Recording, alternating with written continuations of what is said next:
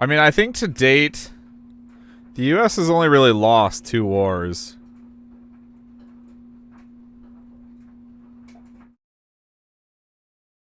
And it was less lost as um, failed to subjugate.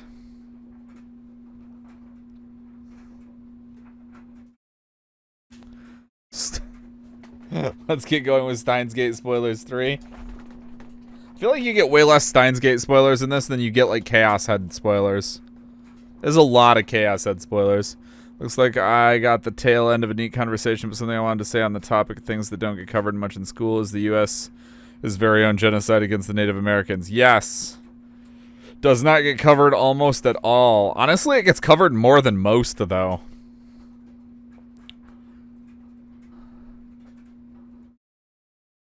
Like, the shit we pulled in Korea and Vietnam is, like, harrowing.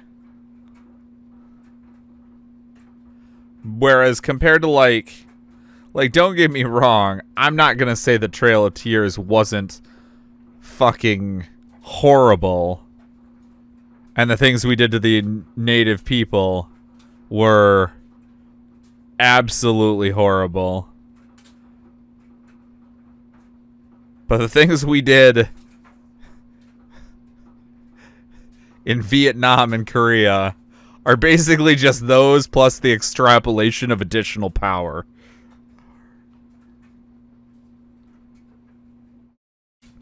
Like, we didn't have flamethrowers back when when the Trail of Tears happened. If we had, it probably would have been worse.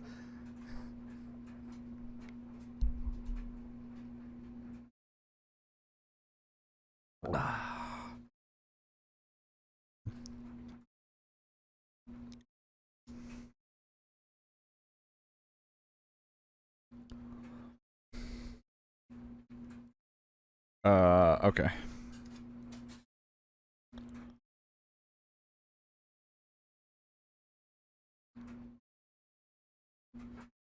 I only somewhat remember what's going on right now.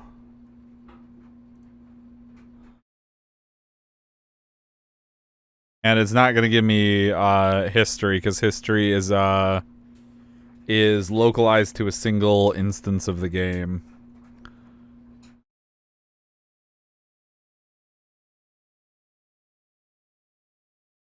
So unfortunately, Portugal always had a "I'm not really feeling like it" approach to its South American colonies. The biggest atrocity was the slave trade. Trail of Tears was around when it really started ramping up. Basically forced relocation to worthless land. Yeah, basically.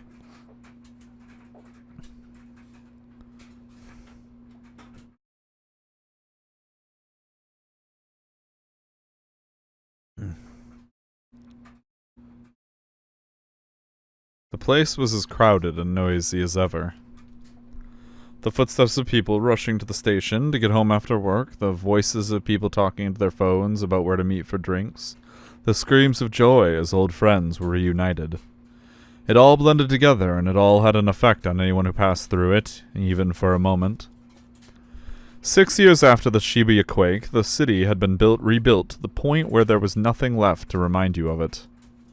Everything was up and running again, until a few years ago, many people would stop and stare and wonder at how everything was new. But not anymore. The slogan of the restoration efforts, Shibuya, a city reborn, had such an effect on people that the past was beginning to be forgotten. At least for people who weren't in Shibuya during the earthquake. Just a 1-minute walk away from the station was the Shibuya Earthquake Memorial. Kurusu made sure to visit once every week. She would put a flower down by the name of her best friend from elementary school and pray silently. It was only a short distance from the heart of the city, but the noise and commotion didn't reach this place. This place was somberly constructed and pure, as if it wanted to be separated from all that. Today was October 6th. The quake was on November 6th, so this was the same day of the month. Maybe that's why there were so many flowers. Some of them were lying scattered on the ground. There was no one around. Sometimes people would come at around 10:30 p.m. when the earthquake struck, but other than that, the place was mostly empty at night. Kurusu went around the area, grabbing up all the scattered flowers she could see and putting them on a nearby dais. She'd done it many times before. It was all part of her routine. What do I do? Kurusu was thinking about what had happened a few days before, and about her younger brother, Miyashiro.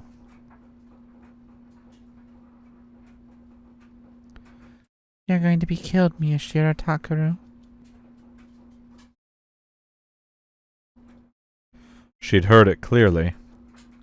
Arimura Hinae had said those words to Miyashiro. Takaru. No, that was impossible. There was no way her brother was about to get caught up in something because of what he'd learned. A sudden wind blew the flowers out of her hand. They scattered away from her. All she could do was watch. For a moment she tried to reach out and grab them, but her hand clawed uselessly at the air. Before the feelings overwhelmed her, she turned toward the place where her friend's name was carved. Hey. She rubbed it gently. The familiar sensation came to her through her fingers. What do I do? But the name Minamisawa Senri just echoed the question back to her.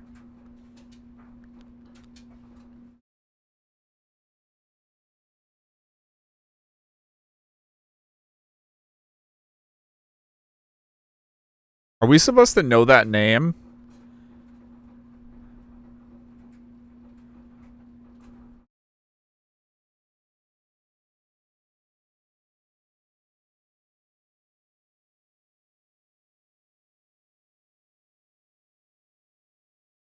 Because it feels like they're... Usually Chiyomaru is really good about not giving us unnecessary names for characters that don't matter. Which implies when he does give us a name, like he just did, that there's something to... Either we should remember that character, or we're going to want to remember that character later. Usually. Could be a red herring, because that happens too. I'm assuming... GMR didn't write this game, really?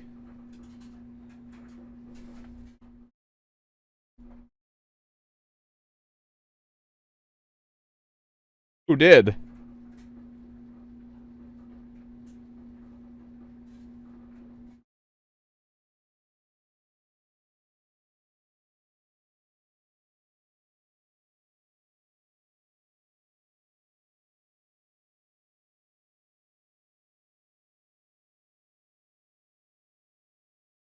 Oh, yep, you're right.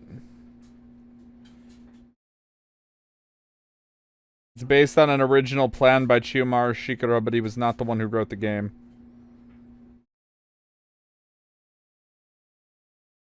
I like the fake Windows logo, yeah.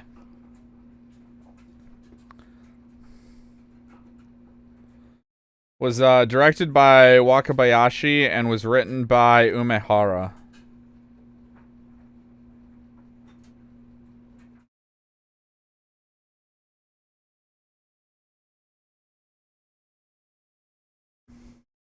Internet Escape, yes.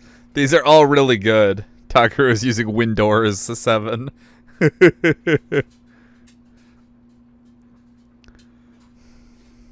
like how they left the name of the recycling bin alone, though. Unless... Wait. I'm gonna regret that. No, it is recycle bin, not recycling bin. I had to think about that for a second. Also, for real though, what is this message? This is bothering me. I really need to make it so, like, don't... Ats don't ping me with red numbers on Discord, because it's really frustrating. Luckily, you guys won't see it when I do shit like this soon. So, that's a plus. You know what else we're going to do real quick? Because I don't think it's necessary on this game. There are actually very few games we played lately that it is necessary. We're going to have it so it doesn't capture this cursor. Yes, soon TM. I actually only have one more touch I have to add to it before it's ready.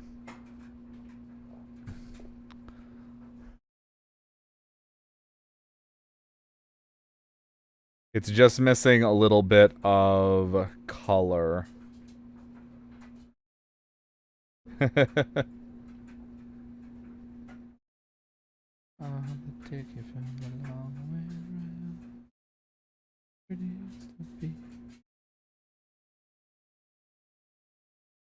know, I've really not really stopped and listened, but the music of this game is not half bad.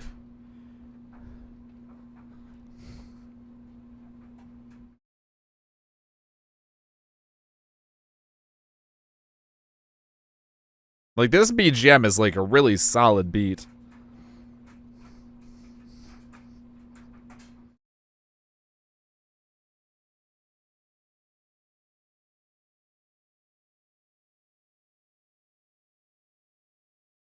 There's only been like one track that started to bore me after a while. Yeah.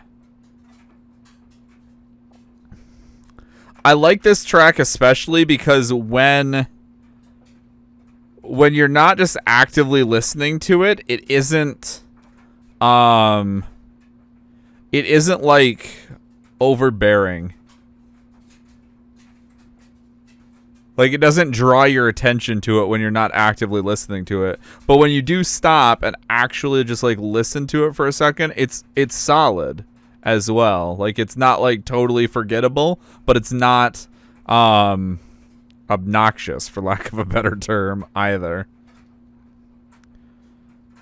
Yeah, I think I like it. It's rare for you to get such a good angle. Come on, man. Just so you know, that was a pain to put up. Did you hang it up somewhere? On some kind of metal pipe. Okay. That's not the right positioning for the voice, and it's hurting already.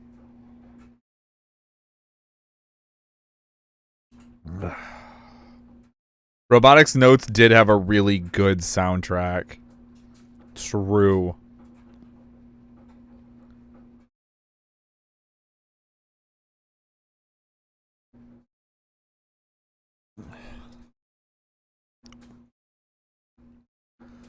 Some kind of metal pipe or something stuck along a wall. Hmm?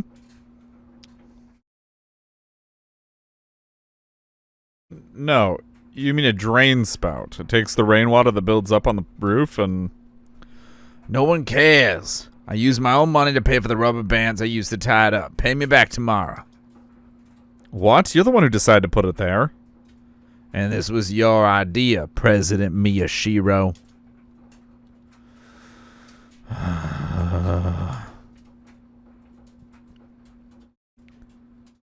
Just so you know, we're all taking turns picking up the data. Fine. Anyway, it's really a pain to have to go there and pick it up. Couldn't you get one that can transmit wirelessly? They're expensive. And if we tried to do wireless from there all the way to Hakiho or this place, that'd be a huge pain. Man, can you imagine trying to do that? You'd have to install like a WAN system.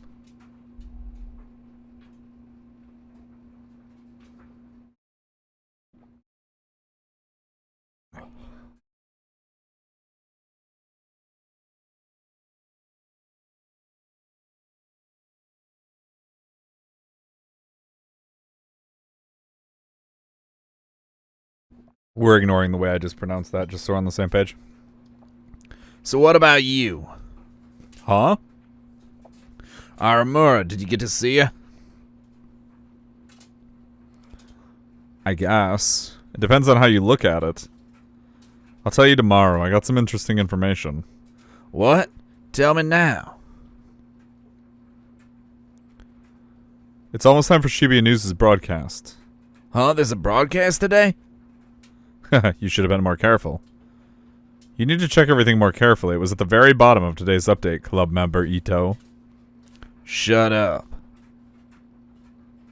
He hung up on me angrily. I put the phone down and checked the time. About 5 more minutes.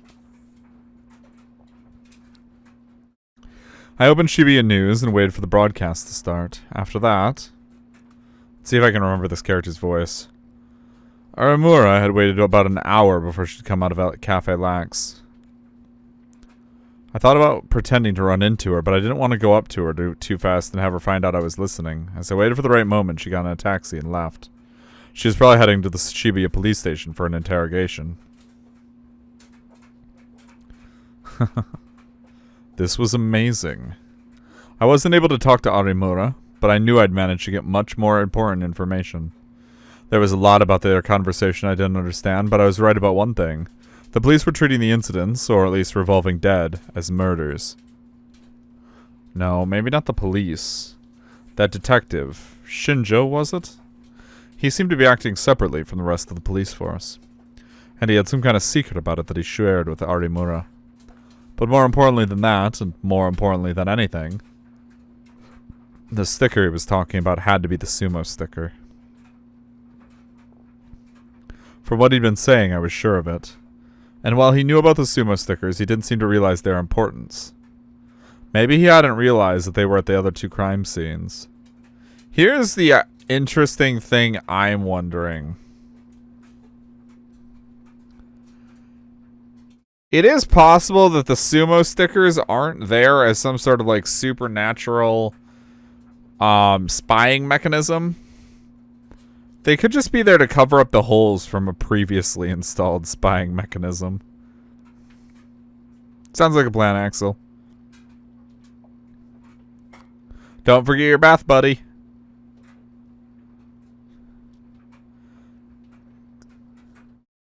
Maybe it's just highly organized graffiti. I mean, that's also possible.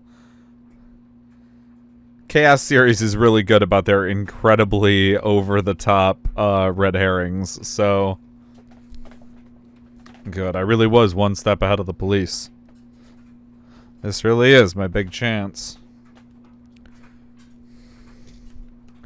If I kept it up, I might be able to learn more about the case than anyone else. More than the ignorant kids getting ready for the festival. More than the people who had to cling to the internet for information. More than even the police. Oh, that's what's happening here. Hold on.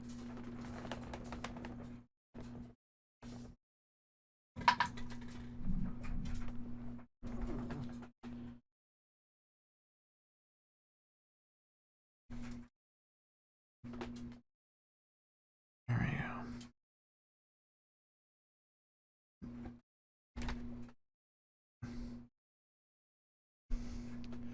And when you finally confront the villain about the sumo stickers, this will say, I just think they're neat. It wouldn't really surprise me. More than Kawahara, that jerk who called me a pretend reporter, and more than the rest of the class who called me a camera kid. I'll show all those wrong-siders. It is 12 a.m., October 7th, 2015. Welcome, everyone. I'm Kay, your host. Shibuya News' net radio started just like it had said it would. Kay's voice was as pleasant and clear as ever. The last broadcast was after the Love Hotel incident, so it would have been September 30th. It had been about a week.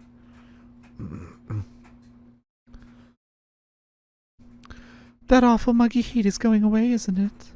If the news is right, the temperature should be good for a while. I hope you're all enjoying the weather.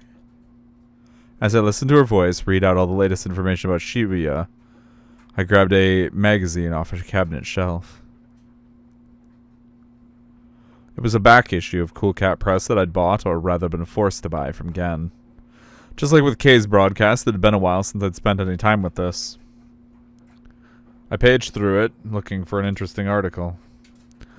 It was still mostly junk. 10 ways to make your ideal girl like you, how to tell your ideal girl you like her, what to say to your ideal girl to get her into your bed, etc. There were a lot of articles that were of no interest to me whatsoever. Nope, none at all. As I carefully read through these articles, which did not interest me at all, I found a small section in the back that was something a little different. Rorschach will reveal her naked heart, how to know exactly what she's thinking. The article consisted of strange, symmetrical drawings in black ink, along with commentary from a psychoanalyst about what each said about your personality. Or at least it was someone who claimed to be a psychoanalyst.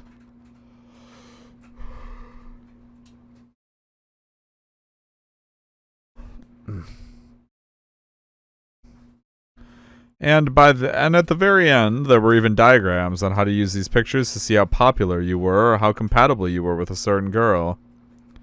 Hey, Brazilian, welcome to the stream. How you doing tonight? Oh, Ayamu. Welcome. How you been?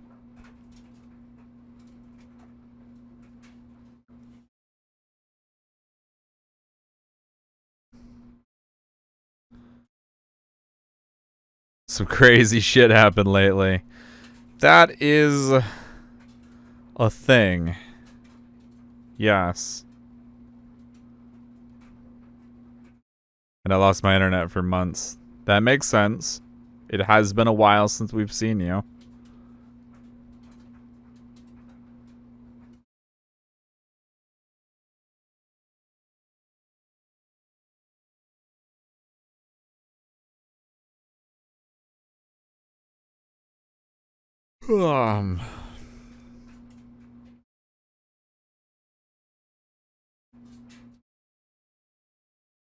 Yeah, I can't remember what it was that Axel said had gone on.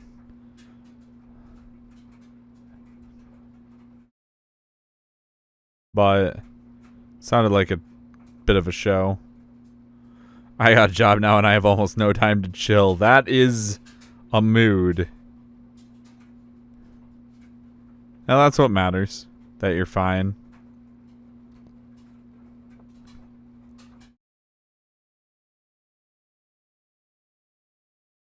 This magazine's got everything, doesn't it? I whispered to myself. The Rorschach test was a famous personality test. My favorite is the one that looks like a person's pelvis. Psych, they all look like people's pelvises. The test involved pouring black and red ink down a folded card and spreading it out to create a strange symmetrical shape. Different people would see the shape as a dog's head or a man and woman kissing, and what you saw told you about your personality. I miss hearing my favorite streamer's voice. Well, I'm glad that you are back to hear my voice at least while you wait for your favorite streamer to go live.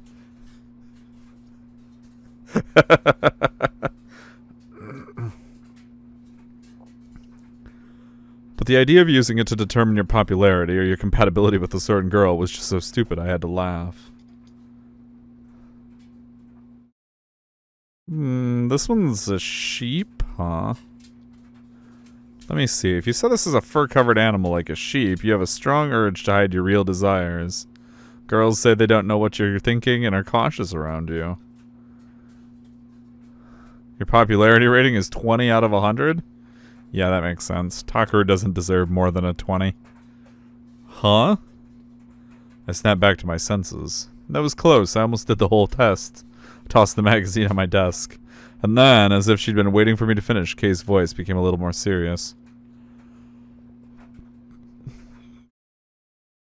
Now then, we've gone over a lot of happenings in Shibuya today, but it's time to get to the point. I'm holding this broadcast today because I wanted to introduce you to a certain article. The point. What article was she talking about? I listened intently to Kay's words. The article's about something I talk about quite a lot on my site and during these broadcasts. That's right, the strange incidents that are happening in Shibuya right now.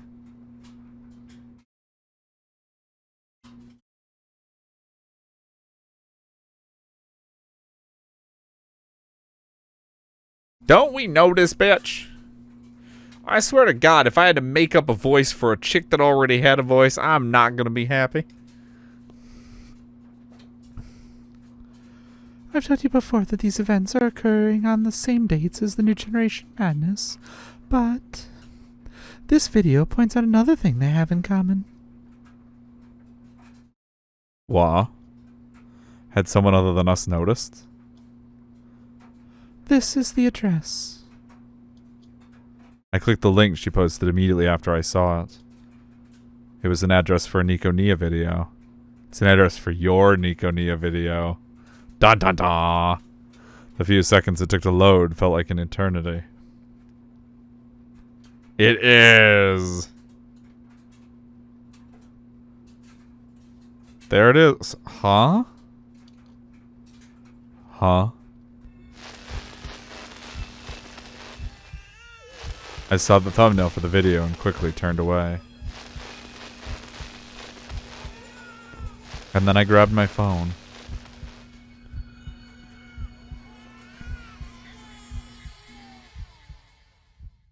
Oh no, are you listening to Shibuya News? Watch it now, she's reporting on our video. October 7th, 2015, Wednesday. Sakuragaocho... Ugh. Sakuragaokacho, Shibuya. Trustworthiness Investigation Company, Frisia. Oh, God.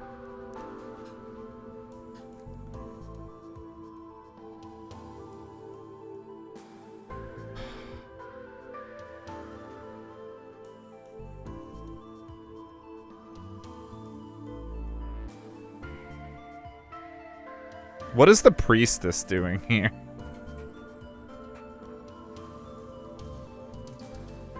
That's all for tonight. Thank you for listening in. This has been your host, Kay. It will soon be 12:22 a.m. on October 7th. I pray you spend tomorrow in a way you won't regret. Kunosato gave her usual sign-off and ended the broadcast. She stretched expansively, her shoulders cracking as the stretch passed through her entire body. She knew that acting like a proper lady was the way to get listeners for these guerrilla radio broadcasts, but it still felt like she was taking things too far. After almost 100 times, she was used to it, but she'd never finished a broadcast without feeling exhausted. God, if I don't know that feel. What? Nothing. Mama say, why are you here? Of all the people who could have a cameo, why does it have to be you? Good work, Mio. Want some coffee? Thanks. Shinjo watched, stunned, as Mio leaned back in her chair, crossed her legs, and accepted a coffee from Momose. First Arimura this afternoon and now this? What's going on with young girls these days? She sure didn't look like a girl who'd been speaking into a computer microphone with a pleasant voice just a moment ago. He knew this was what she was really like, but... Huh? Her eyes met with his. What were you doing just now? Broadcasting information, what else? That made no sense. Broadcasting information? Well, I can understand why it might not make much sense to Shinjo. Momose glanced over at Kunosato. Oh, this is Momose. Momose is a... She's like a head of a private investigation bureau here in Shibuya. She has a very large role in Chaos Head. She's also probably my third least favorite character in all of Chaos Head. No, fourth. Mio is one of our best information brokers. Her day job is being a scientist, though. Huh? At her age?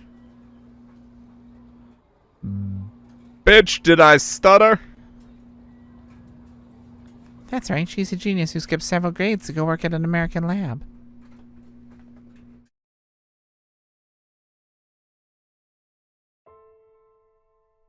I'm sorry, the fuck did you just say?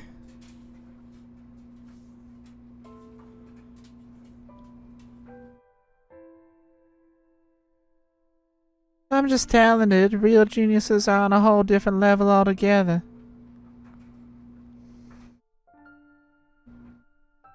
You mean the girl who is helping you? The one you talk to on the phone all the time?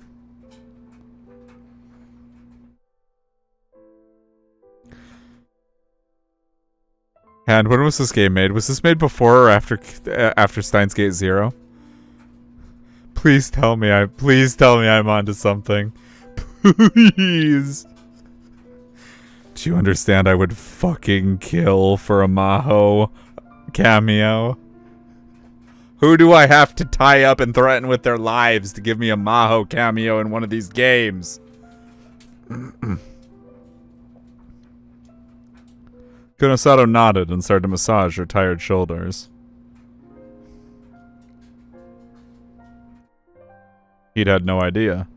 He thought she was pretty grown up for a 17-year-old, but... What do you research? Does my personal data have anything to do with the case? No, but... It's right here. Momose pointed at Shinjo's head. The head? The brain. She's a special researcher in the field of quantum brain dynamics. What's she doing at Hekio? Alright, I do have to say that one thing I'm really glad for is I'm really glad I decided in the last, 5 minutes to give this girl, to maintain specifically my Suzu voice with this girl, instead of switching her to the slightly smarter Kurisu voice, because when we eventually get our massive Avengers size,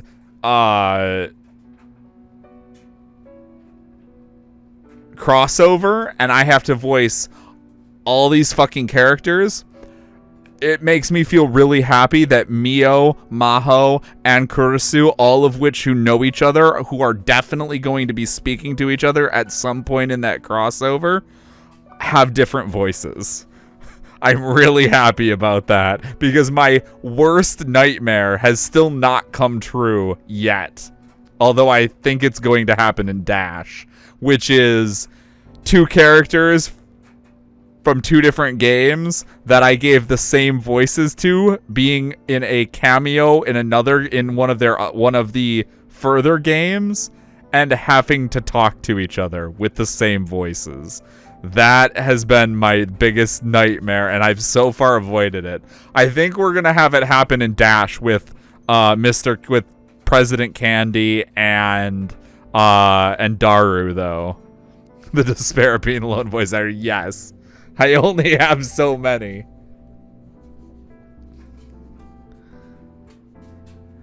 Heki has located in Shibuya, and it's the perfect place to research Chaos Child Syndrome, right?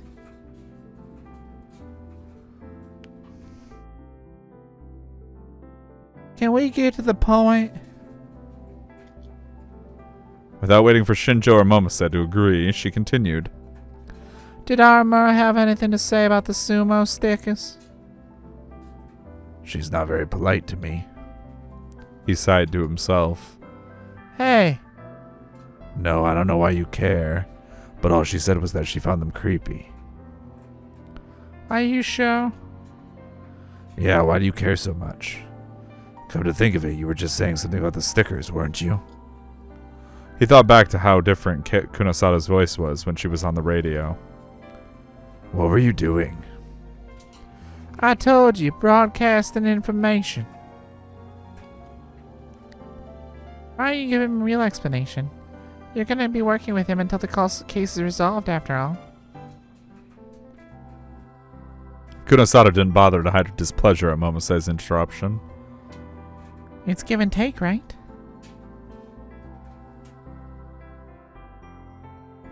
I hope there's at least something of value for me to take. That was enough to piss Shinjo off. Listen, you need to learn to respect your elders. Do you know what this year's study said about media usage rates? Huh? 70% of people get their news from the internet.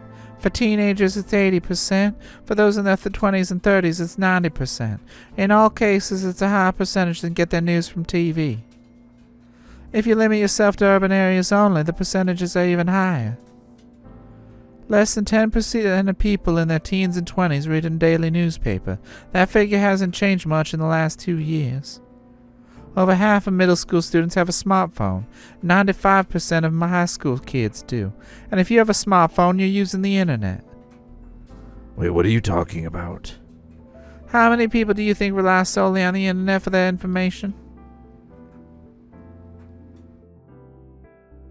Kunosato suddenly stood up and brought over the mobile PC she'd been using to stream. She opened something on the screen for Shinjo to see. It was the homepage of a major newspaper dated yesterday. A Shibuya area woman has filed a 1.1 million yen suit in a Tokyo court against venture capital firm Koshin, Tokyo, claiming that they violated her privacy. The suit is dated the 2nd. She alleges that one of the company's security cameras in Shibuya took video of her laundry drying on the veranda and uploaded it to the internet without her permission. Koshin responded that the webpage in question was built at the request of the ward government in an attempt to improve security leading up to the Restoration Festival. They did not, however, comment on what actions they intend to take. There was an article about a Shibuya resident suing Koshin for invasion of privacy. I caused this. One of the members of a group opposed the surveillance society as a Twippo addict. I made a bunch of similar accounts and homepages, each of which looked like it was created by a different person. Then I pointed them to favorable judicial precedents to make it look like a bunch of people were telling her she was a victim. Since she still seemed reluctant, over the weekend I recorded some rude behavior by someone at Koshin and got the whole internet mad about it, and the result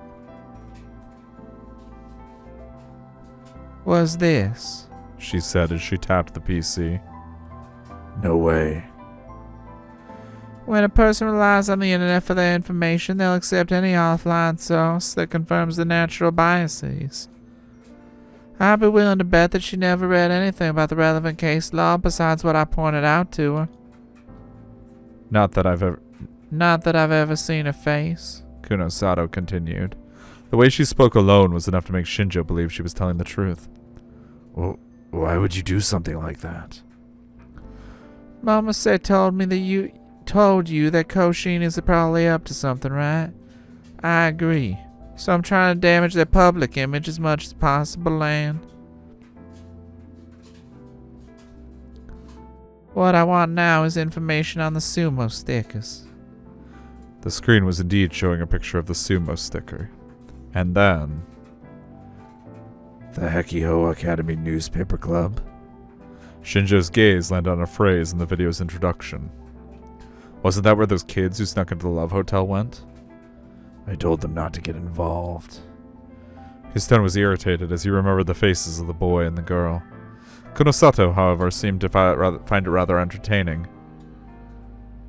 They're pretty perceptive. I intend to take advantage of that where I can. In the next, let's say 12 hours, this video is going to be flooded with information on the sumo stickers. Huh? That was why I spread the information during my broadcast. After what she'd just told him about her dealings with Koshin, he couldn't help but believe her. What is it, Shinjo? Nothing. He realized that must have been looking at Momose for an answer. Just who was this girl? Oh no, Shinjo, you can't try and seduce Mio. Damn it. What are you talking about? He felt his cheeks turn red at this entirely unexpected response. No, I'm not blushing because you guessed what I was thinking. I know that. You've got a long ways to go. Armor hasn't found any more like her, right? Kunosato interrupted. Yeah, that's what she said. Which means the only person we know about who's a potential target is Armor herself. And we don't know why, but it'll probably take place on October 10th.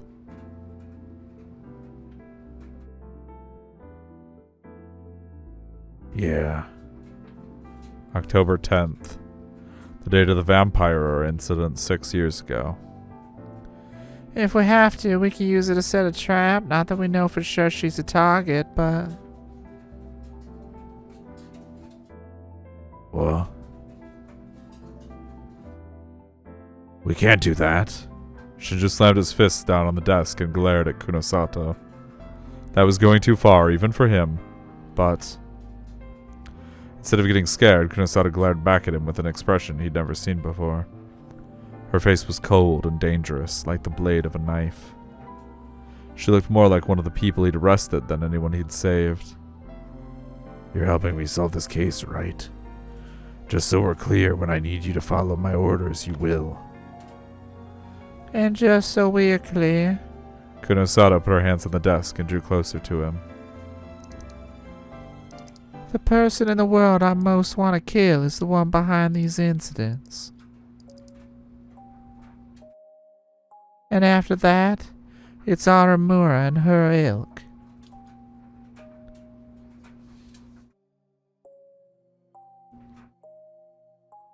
What a pain. Yeah, Ito whispered as he turned the camera around the room, and I wholeheartedly agreed. We were in our classroom after school. The Culture Festival was just 3 days away, and from this afternoon until the day of the event, classes were cancelled to allow more time for the preparations. The rest of the class must have been getting excited because they were making even more noise than usual as they started moving around desks and furniture. Since this marked the start of real preparations for the Culture Festival, the newspaper club needed to go around and take more footage of the rest of the school. We'd been on our feet all afternoon. I didn't have time for this right now. What a nuisance. Yeah. Ito whispered as he saw the group glancing at us from the corner of the room. What, seriously? That's pathetic. So those guys upload stuff to Nico Nia, really? How sad do you have to be to rip off someone else's work? We didn't rip off anybody. Damn those wrong sires. Didn't they look at the timestamp? Hey, Polar. Welcome to the stream. How you doing? You know, I didn't realize they all watch Nico Nia so much. Our class's exhibit for the Culture Festival is at Gator Froggy Cafe, right? Huh? Yeah. It was an article by that Watabe guy that made Gator Froggy get popular again. So a lot of them know who Watabe is. Is that why? Ito sighed again. He was probably getting sick of the glances and whispers he'd been getting since lunchtime. Alright, sleep well, Cryos. Thank you for hanging out with us while you could. I'm glad you're doing better, Claire. Last night was a bit of a shit show, but we got through it.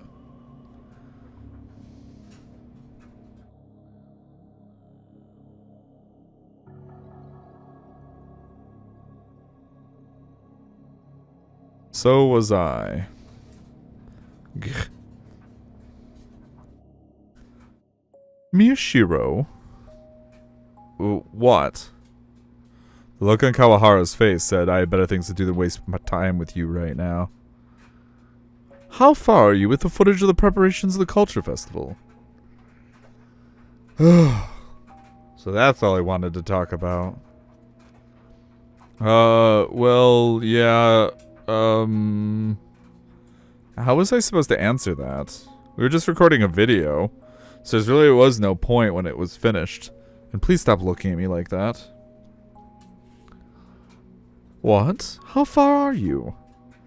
Oh, well. Stuff's coming along fine. Is there an issue? Someone suggested it might look nice if we have the video of the preparations playing in the background during the closing ceremony. Can you get that ready? Ito put his hand on my shoulder. Sure can, right? Yeah, probably. You heard him. All right, we'll go over the details tomorrow. Huh? Well, wait a second. I found myself speaking to Kawahara as he turned to leave. I don't have time for... What? No, nothing. Kawahara looked irritated that I had stopped him. Let's go, Kurusu. Kurusu? No. Kurusu seemed to be thinking about something. It wasn't clear if she'd heard him or not. And suddenly she looked at me. Takaru. What? For once, Kurusu seemed uncertain about what to say. Come to think of it, this was the first time I'd talked to her since the incident with Harimura. Come with me. Huh? Wait. She dragged me out to the corner of an empty hallway. I shook her hand off of my arm. What? What's wrong? Kurusu cradled the hand I'd shaken off protectively.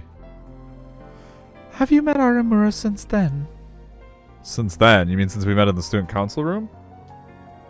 She nodded. No, I haven't. That wasn't a lie. I hadn't spoken to her directly, after all. I see. What? Is there something wrong with Aramura? Kurusume remained silent, her lips pressed into a thin smile. And then...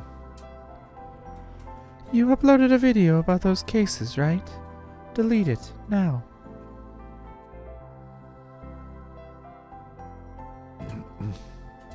Had she been checking our page? And give up on the case too. You learned your lesson with the Love Hotel, didn't you? It's true that the police took me into custody, but they didn't. Something really bad could happen to you. There was something different about the way she talked. Her whole personality was different than usual. It wasn't as forceful.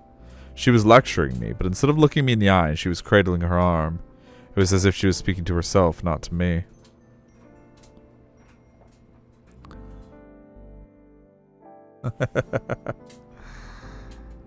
Welcome back, Axel. How are you?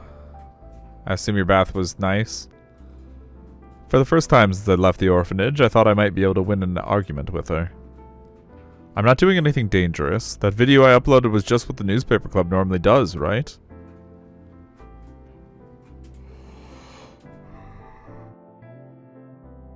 A lot of people are watching that video now. I'm not like those people who can only write comments about it. Are you still talking about that? You're not a kid anymore. I'm going to the club room. If you're heading back to the classroom, tell Ito I'll be waiting for him. I turned around without waiting for her answer. When I'd gone a good distance away, she said, Takaru, you aren't any different from anyone else. You're just a teenage boy. Her voice wasn't as strong as usual, but there was no trace of anything like kindness in it either. I didn't stop walking. A minute later, Ito ran up to me and we walked to the club room together. Ito asked me if something happened, but I told him that wasn't the case. Alright, Polar, good luck. See you later, my dude. Oh, you're finally here. You're late, guys. Sorry, what's going on? We just broke 100,000 and there's over 5,000 comments. Huh? You serious? Ito raced over to the PC that Sarika was looking at. You're serious? Hey, Miyashiro. Calm down. 100,000 isn't that big a number. You're shaking, man. Shut up.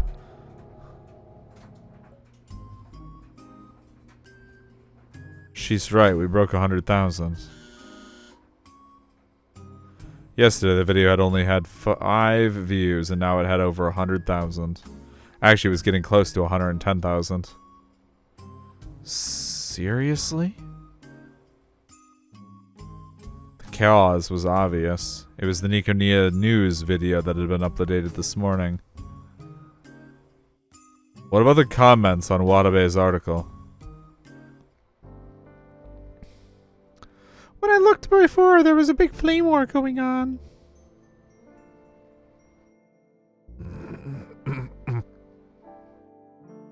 Serica opened the page. Yup, still is.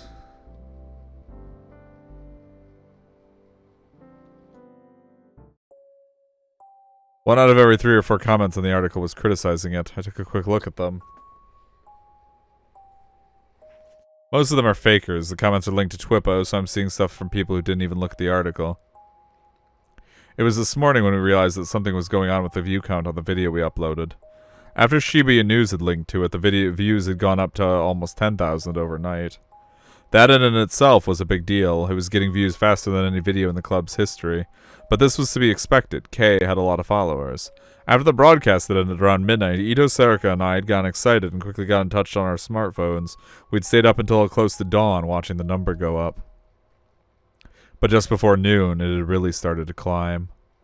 Just as we decided to see where these new viewers were coming from, we noticed a comment on the video saying I came from Watabe's article. This was the article they were referring to. Nico Nia's web reporter Watabe had figured out that the sumo stickers were being placed near the crime scenes. And he had a never-before-seen photo of the room at the Love Hotel from the Revolving Dead incident. And in that photo, I was the first one to find it. Watabe had realized that the photo contained a sumo sticker and that the other crime scenes had sumo stickers nearby as well. He'd written up his findings in an article and published it. And as a result, people had come over to our video that discussed the same topic. 100,000's a new record, right? The vice president's video on the Shibuya restoration got 50,000, and that was our old record. Yeah, that's true, but it's not just the content of the article itself. It's more that so many people are claiming that Watabe had ripped us off. Come on, dude, still, 100,000 is 100,000. And in so little time, we're getting tons of comments, too. Well, that's true. Still, it was hard for me to be happy. The reason we were getting so many views and comments was that the contents of Watabe's article were similar to ours. Not many viewers seemed to think that we were amateurs who just happened to put something together similar to Nico Nia News. A lot of people were enjoying the scandal of Watabe, the up-and-coming reporter plagiarizing an amateur video. It was true that we'd uploaded our video before Watabe. That was obvious from the timestamps. Well, some of our classmates seemed to think that we'd ripped off Watabe, though. It's like flame war marketing. Huh? This article Watabe wrote, I don't know if he really ripped us off, but No, that can't be right, can it? Even a web journalist wouldn't deliberately plagiarize an amateur video as a marketing stunt. well, maybe. And Watabe doesn't need to do that anyway. He's plenty popular already. After all, the stories is broken. And we only uploaded our video 2 days ago, right? And barely anyone saw it. It only got taken up by Shibuya News this morning. This article clearly wasn't written in a few hours. Yeah. That's true too, but something still bothered me. There were several conditions that had to be met for a flame war to really take off. 2 of the biggest were that a famous person had to be the target, and that the mainstream media had to get involved. Just having our video picked up by Shibuya News was a first for us. What were the odds that the perfect fodder for an epic flame war would get posted at the exact same time? There's no point in thinking about it, is there? Ito said as he watched me mumble to myself. Let's see if any of the viewer comments have anything useful in them. See? People are talking about the sumo stickers. Alright, I gotta get a refresh in my drink so that I don't hurt my throat. We're gonna try and go for a decent length of time tonight, so... Oh my god.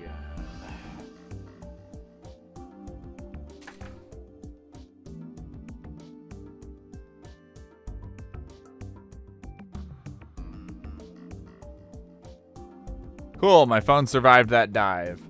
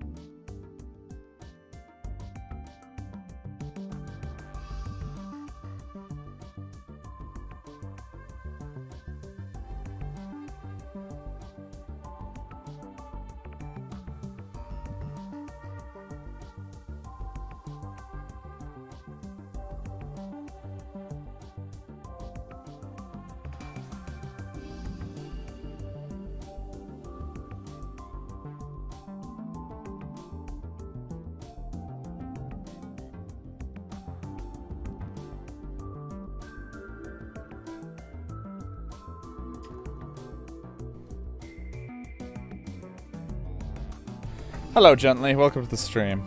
I just got back. Title context, I beg you. Negative delusion from Saturday?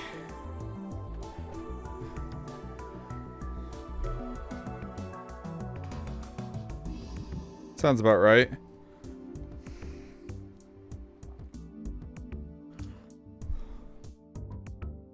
Hey, Miyashiro, this is our chance, right? He just seemed unable to contain his excitement. Actually, you seem really excited about this. Huh? Do I?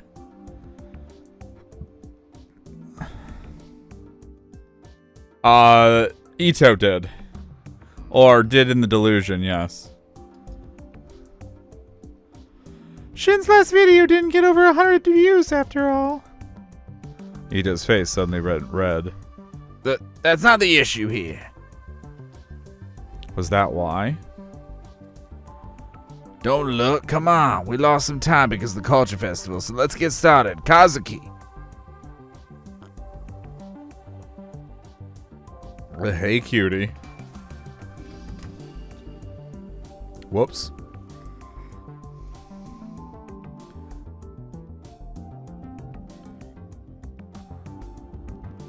We're gonna start with cute one, we're gonna start with nice one, and then we're gonna do dark one.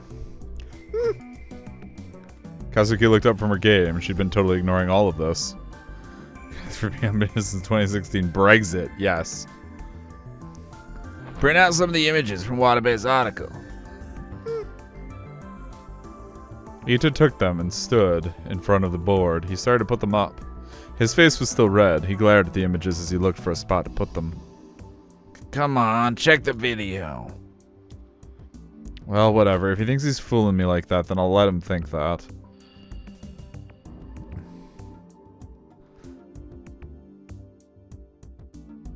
Ugh. I still felt sick. Skip past the thumbnail. Okay, I don't like it either. She skipped past the image of the sumo sticker and started to scroll through just the comments. There were a lot of different types of comments.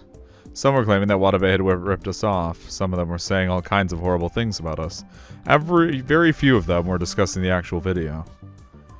These weren't the comments I was interested in. Oh, we got an email. An email? That was the sound the PC made when it got an incoming email. The email address it used was for the newspaper club. Ito and I had a joint account we used to upload videos onto Niconia, and the email address was written on our profile page. Normal users never bothered to check out a profile page, so we almost never got an email. Sarika opened the email program on the computer. There was a single new email. Forget the email, look at the video. Given the timing, it might be someone with a tip. What kind of tip? You know, something about the video. Ito seemed unsatisfied, but it would only take a minute to check out the email. I asked Sarika to open it. Oh, this is... What? I'll read it, okay? Hello, this is Kay, the administrator of Shibuya News. Kay? Kay had gotten in touch with us. Yes, now I'm excited. The video you made was extremely interesting, and I discussed it on my show last night. Would you like to exchange contact information? You've made a wonderful discovery, and I'd like to get to know you better. Please tell me when you're available to meet in person. Get to know me better. Meet me in person. I gulped. Kay had recognized our work. There could be no greater honor. Is that real? No. There'd be no point in pretending to be Kay to contact us. The address matched the one used by Shibuya News. There's more. I've attached a picture I took of myself. Please send me a picture of you. A picture? Kay had never put a picture of her face up on Shibuya News. Her broadcast was always voice only. Of course, I'd heard her voice, but I'd never seen her face. In my mind, I pictured her as a highly intelligent girl. And she'd sent a picture of her face? Could it be a virus? Why was Ito so suspicious of everything? Kay wanted to get in touch with us. Would it kill you to be a little more excited? Kay wouldn't do that. I would believe in Kay. I wanted to believe. You're a huge fan of Shibuya News, aren't you? Do what you want. I wouldn't call myself a huge fan, but I'm a fan. Oh no way, open the attached file. Okay! This was my chance to see Kay. I couldn't wait. I felt like I was meeting my future bride. Sarka moved the mouse and opened the attached file, and what appeared was...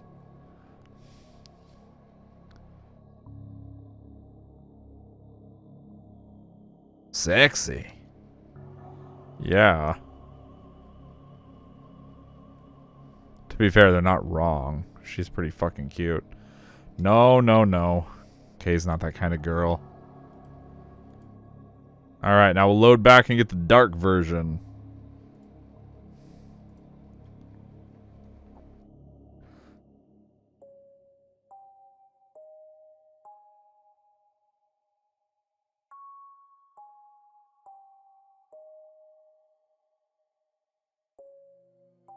Ugh. I still felt sick. Skip past the thumbnail. Okay, I don't like it either.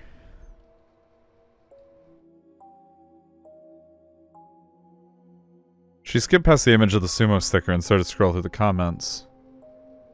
Don't rip off Watabe. No, this one was really uploaded first. We're the victims of the mainstream media. Watabe's a lying hack who just tells people what they want to hear. It makes me sick to see all his fans showing up.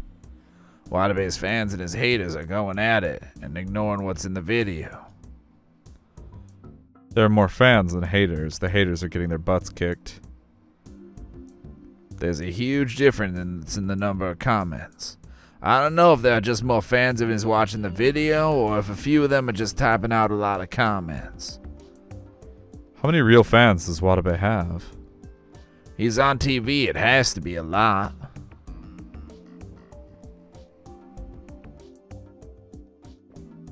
Wait a second, we're gonna be okay, right? Why? Well, I mean, our account has Hekiho Up Academy Newspaper Club in the name, right? What if his fans come after us? Come on, there's no way.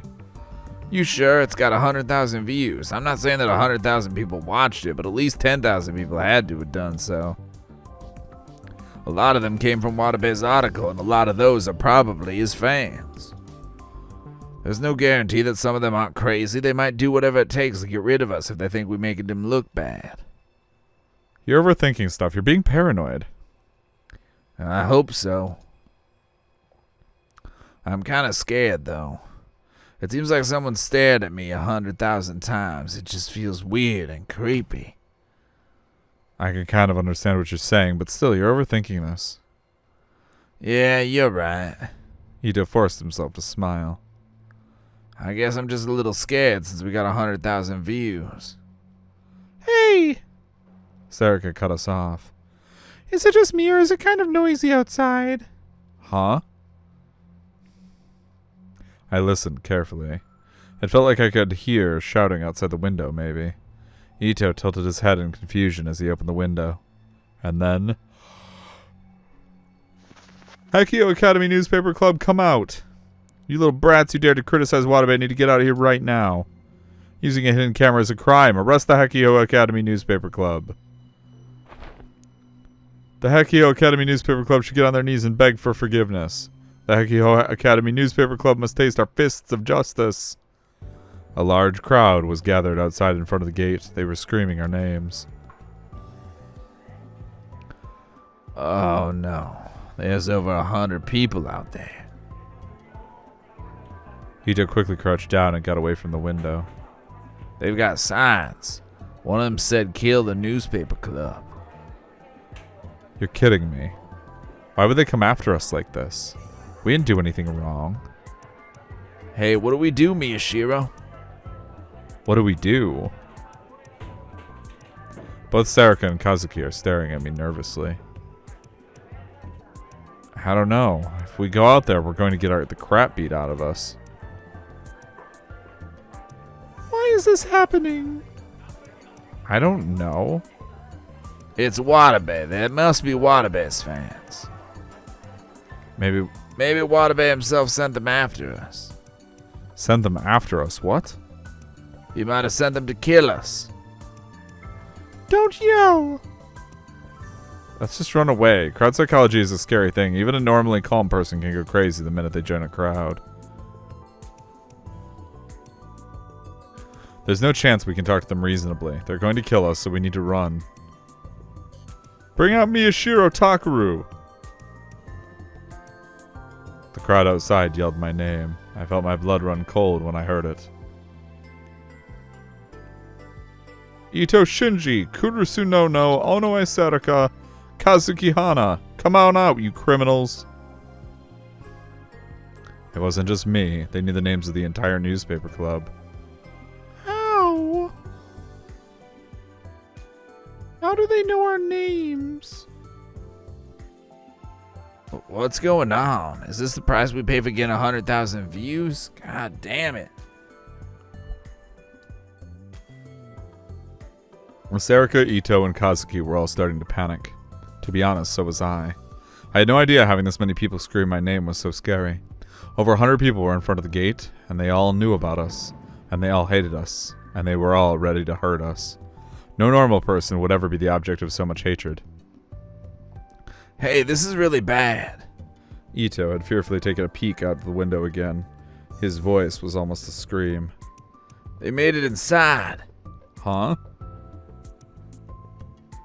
I went to the window, too. I looked down and saw that the protesters were ignoring the teachers and storming into the school. They were screaming, "Find the newspaper club and make them pay." It was now a complete riot. Any semblance of order was gone. There was no stopping them now. Call the police. There's no time. We need to do something. I ran over to the door and locked it. What are you doing? We have to stay hidden in here. If they find us, we're doomed. But they're looking for the newspaper club. The first thing they'll do is come here. That's true. It was no good. I lost the ability to make calm, rational judgments. But there was no way we could escape now. If they knew our names, we could assume that it should assume they knew our faces, too. There was no way we could escape from that many people. What do we do?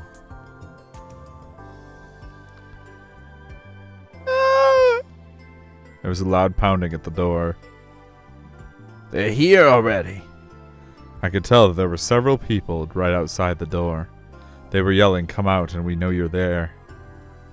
They know we're inside.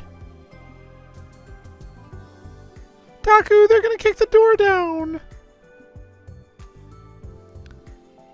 Miyashiro, what do we do? There's nowhere to run. This was the 5th floor. We couldn't escape via the windows. Jump! Jump! Jump! Jump! Do a flip! The only exit was the door, and they were waiting for us outside. We had nowhere to go. Did I make a mistake? Should we have run earlier? Hey, Miyashiro. I don't know. Don't ask me. The frustration gnawed at me. I couldn't calm down at all. All I could do was regret ever having uploaded the video. But at the same time, I told myself that it was too late for regrets now. But then what could I do? There was no way to escape. I couldn't come up with anything. We just had to stay here and wait for the storm to pass. So I just kept staring at the door and praying that they wouldn't kick it down. And then my phone rang. I glanced down at it annoyed and saw it was from Kurusu. Maybe she could save us. I quickly answered the phone. Hello? Wrong voice. Takaru, save me. Kurusu, what do you mean? I have a bad feeling about this. My hopes were dashed in an instant, and then I felt something like despair rising up from within my chest. Where are you right now? The gym storage shed. There were all these people chasing me. I locked myself in. Who are these people? Tell me, who are they? Get out of there now. They're after us. I can't. They've got the whole outside surrounded. They're pounding on the door. No way. Hey, Takaru, save me. Save me, I'm scared. Why aren't you saying something? Say something, come save me. They're gonna kill me. Help me, Takaru. Damn it. I bit down hard on my lip. I was in the exact same situation. If we went outside, they'd kill us too. Kurusu, get out of there. Please get out of there. Oh no, the door. They're forcing it open. Takaru, hurry, I'm scared. They're going to kill. Ah! Kurusu! No, stop it. Stay away. No. Takaru, save me. Kurisu? Kurisu!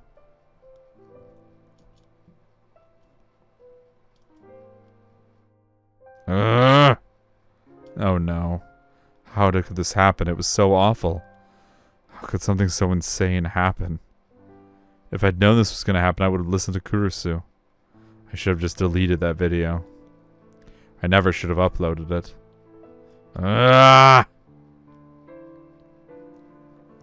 Of course that never actually happened, and Hakiho Academy was as calm as ever. I tried imagining the worst case scenario and it didn't seem realistic at all. Kurisu was worried over nothing. There were tons of videos on the internet with over 100,000 views, a lot of them had over 1 million. The internet just didn't have as much influence on the real world as we thought it did. But as I looked at the comments, I realized that there was in fact a small-scale war going on between Watabe's fans and his haters. Oh no, ignore this useless debate and search for sticker. Yes! That is the Chaos Child games in a nutshell. Okay! Sarah scrolled through each of the comments, checking them in turn.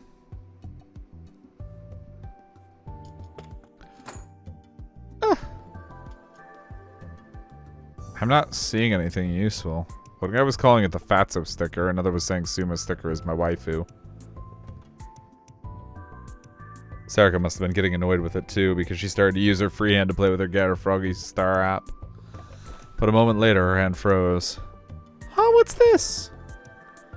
The Sumo stickers were made by Kalex, you wrong-sider morons, it says.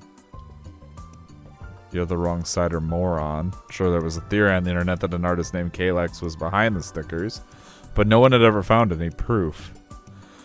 They'd probably just read the title or the first few lines of an article somewhere that said Kalex was the artist who created the stickers and never given it any more thought.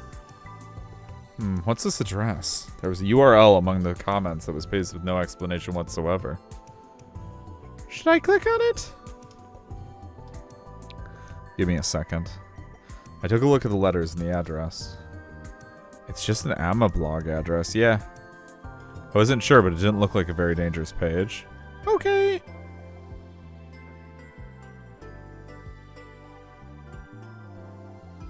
A moment later, I was staring at a page with an ugly, garish background. I looked away from the Sumo sticker that was its hit counter. What is this place?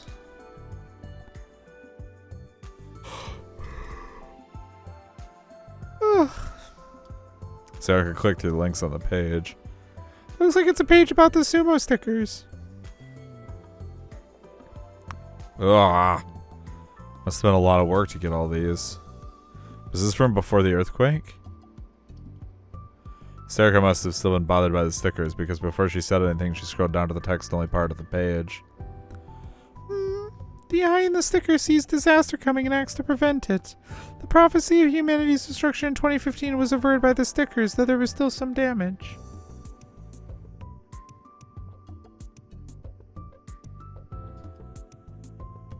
The prophecy of humanity's destruction in 2015? Does he mean the Egyptian apocalypse?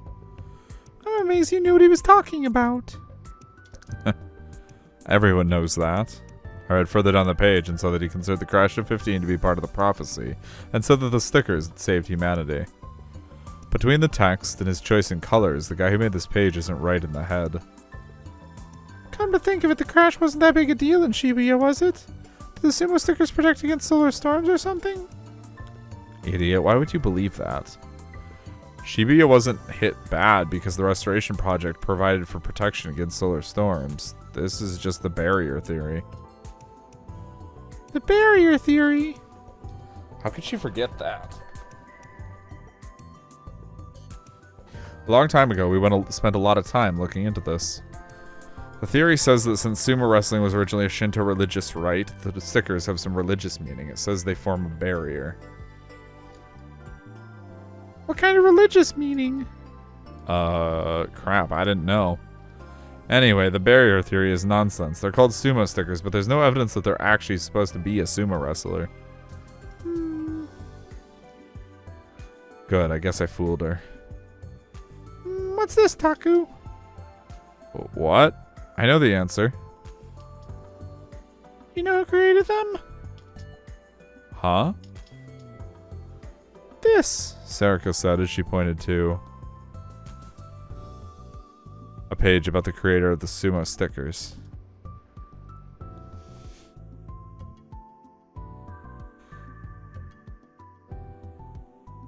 No, I was mistaken. Keep going.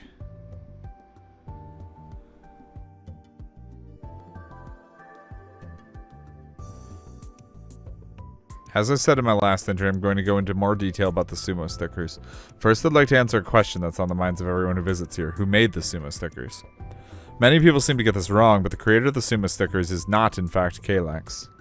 There is no proof that he or perhaps she is the creator of the stickers. This is Kalex's homepage. There are several images in the gallery that are similar to the sumo stickers, but none of the sumo stickers themselves. As an artist, Kalex has put a focus on symmetry in order to achieve eerie effects in many of their illustrations. Of course, that explains why they're similar to the sumo stickers. It's likely that a careless remark by someone who doesn't know the truth of the sumo stickers was the source of the rumor that Kalex created them. But if it wasn't Kalex, who did create them? I know who. In fact, I made contact with them. As I've said before, the sumo stickers represent God himself. The person who created them is a prophet who heard the will of God. History tells us that every prophet is mistreated in their own time. The prophet suffers even now. They were sacrificed to the rest of humanity in order to build the barrier. I won't say their name here, but the creator is located within AH Tokyo General Hospital.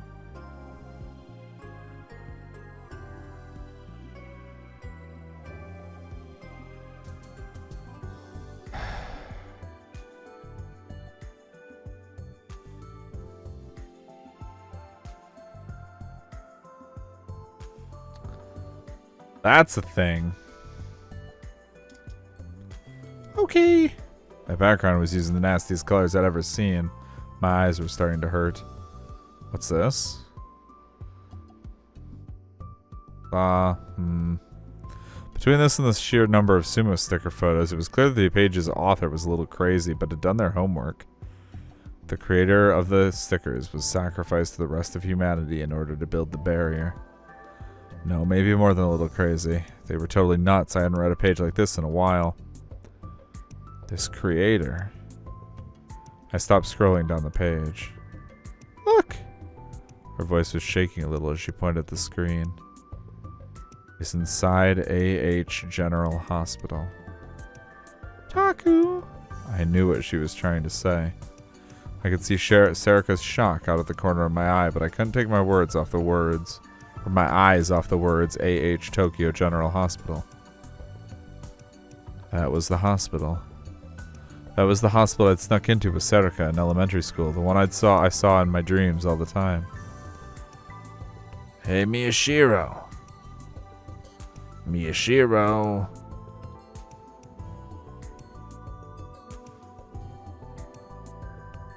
What? Kazuki stuck her face in front of the display from the side and pointed toward Ito. What? This is nuts. Ito was staring at the board as he whispered. Then he walked straight up to it.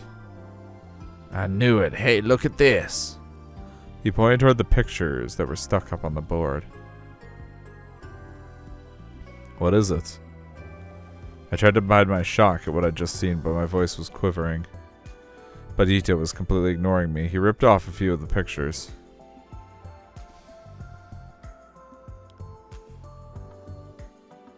And stuck them back up. The huge number of sumo stickers and then the long distance shots, the ones found at the crime scenes. Look here. I could tell that Ito and Serica turned to look at me when I laughed. I thought back to the conversation I just had with Kurusu. Something terrible might happen. I would keep going anyway.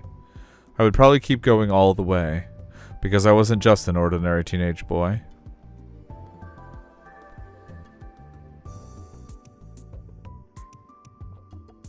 October 7th. 8 p.m.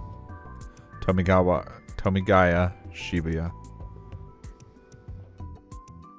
Aoba Clinic. A 2-minute walk from Yoyogi Park Station. The private clinic, 20 minutes away from the heart of Shibuya, was loved by the locals for its homey, comfortable atmosphere. The clinic offered internal and pediatric medical services. It had no facilities to allow someone to stay overnight. The wait was 10 minutes at worst. Some days it was more common to find the director's drinking buddies there telling bawdy jokes than it was to find patients. The only full-time doctor was the clinic's director. He had 2 nurses. The only time it ever got busy were during flu shot season and when the director's neighborhood baseball team had its annual tournament. Strange, if it's not here. Clinic's 2nd floor. This floor, with its living room, kitchen, and bath, and the 3rd floor with the rooms for the children, formed a localized, small-scale children's welfare facility named Alba Dormitory. There was no sign identifying it outside, so if you just walked by the building, you'd have no way of knowing that the upper floors were an orphanage. Oh, this really stinks. It's not here either. Hey, no. Just a little more. No, where's the medicine? Ow! Sakuma Wataru, the director of the Alba Clinic and Alba Dormitory, looked at the dinner lined up on the table and froze. Boiled vegetables, white fish with plum, tofu hamburg steak, natto, rolled omelet with shiso leaves. The oldest girl at the dorm had been in charge of cooking ever since she came here when she was in 6th grade. Every year, she started cooking more and more like an old woman.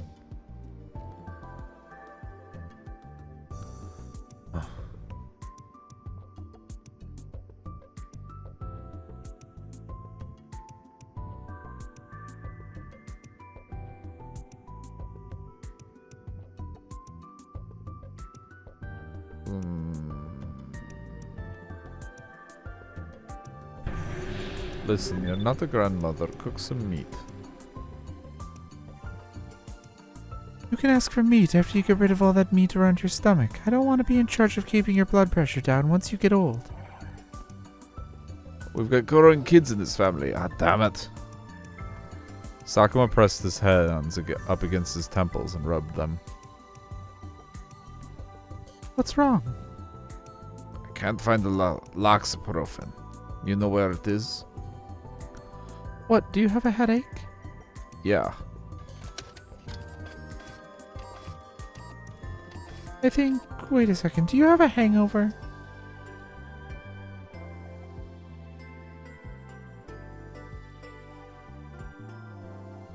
No in her casual clothes might be a national treasure. Sakuma moaned a little, and Kurisu smiled gently at him, still holding the kitchen knife. Dad, it's bad enough that you, the head of this household and director of the clinic, are asking me where the medicine is, when I'm not even a nurse trainee. But you're telling me you have a hangover. Were you drinking when I was finishing up the paperwork last night?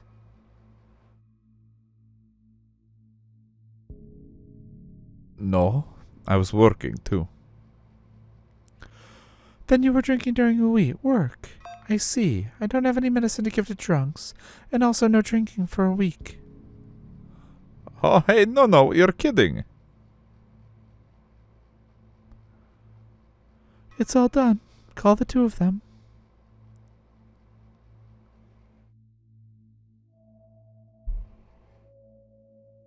Thank you, that was very good. Thank you. I'm glad you liked it. I'll make some tea. You help me. Her little brother nodded, and together they took the plates the 4 of them had been eating onto the kitchen. It was their job to clean up. Tachibana Yui and Tachibana Yuto were brother and sister. They were the only siblings at the Alba dorm who were actually related by blood, and the rest of the neighborhood thought it was cute how they were always together. The Shibuya earthquake had occurred when Yui was in 2nd grade and Yuto was only 6 and hadn't started school. After the earthquake, the 2 of them had come to Alba dorm. The 2 of them had been depressed for a long time. Between the shock of losing their parents and their experiences in the earthquake's aftermath, now they'd made it to the 2nd year of middle school for Yui and the last year of elementary school for Yuto. No, you can eat dinner without me tomorrow.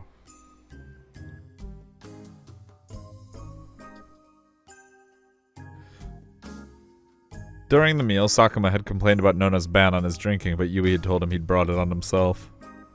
He'd spent the rest of the dinner muttering to himself, but by now he'd calmed down a little. I've been so busy lately, you see. No, it's a pain to warm it up again, and I don't like it when everybody eats separately. I want us all to eat as a family as much as possible.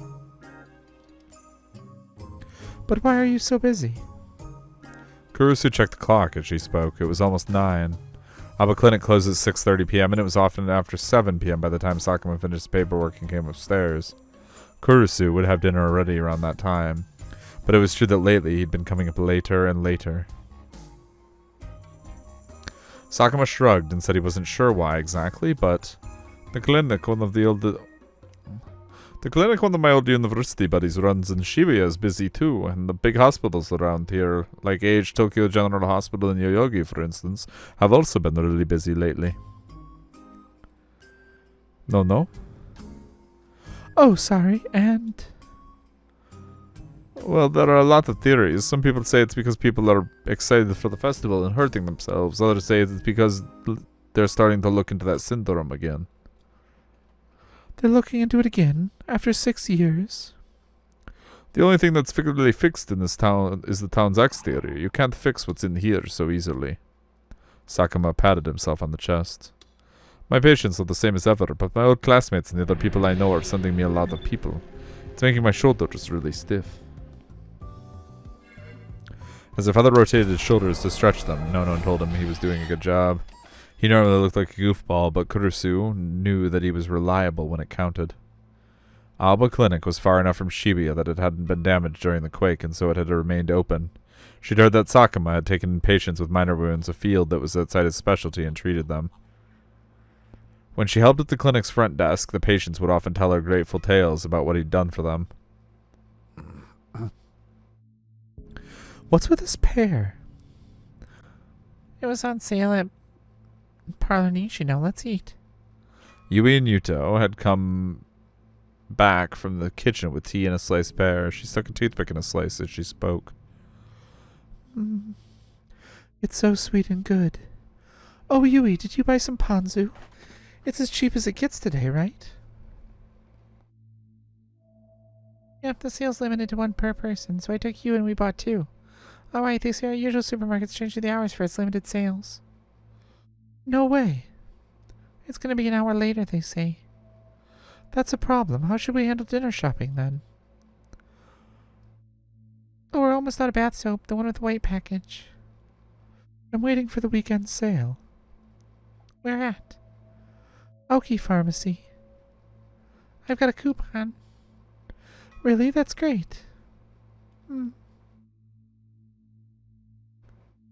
Oh, did you see the veranda?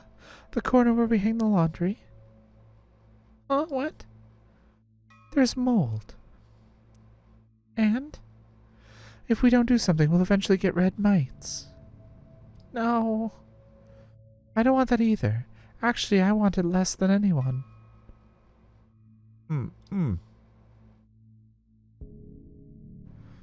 What is your problem? Does your throat hurt? Do you have a cold? Is that possible? You're a doctor, right? Just remember that it's our job to take care of you, right? Doing the laundry is already hard enough since you sweat so much. Lose some weight, okay? Do you know how much we spend on feeding you alone each month?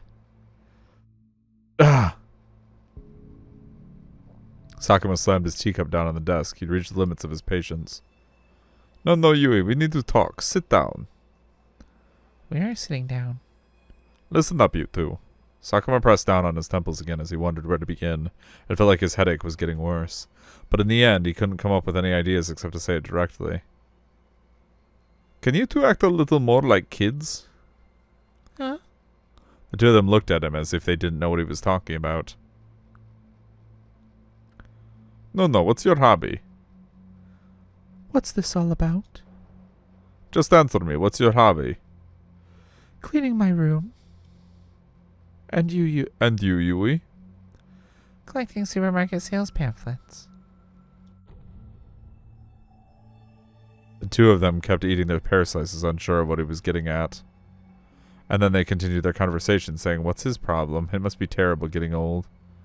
"Sit down, sit." We are sitting. "Why are you two acting like housewives at your age? Sales? Food budgets? Is that what kids are supposed to talk about?" It was your idea to put us in charge of the chores. Caruso ran the Alba dorm's budget and Yui helped her. "I'm telling you to have a little more fun. Go to concerts. Buy clothes." What? I don't need to. I can listen to music on the internet. And I get all my clothes at the flea markets. When I can't find ones I like, I make them myself. "You're both too perfect. You'll never get boyfriends like this." I'm not interested in the immature boys in my class.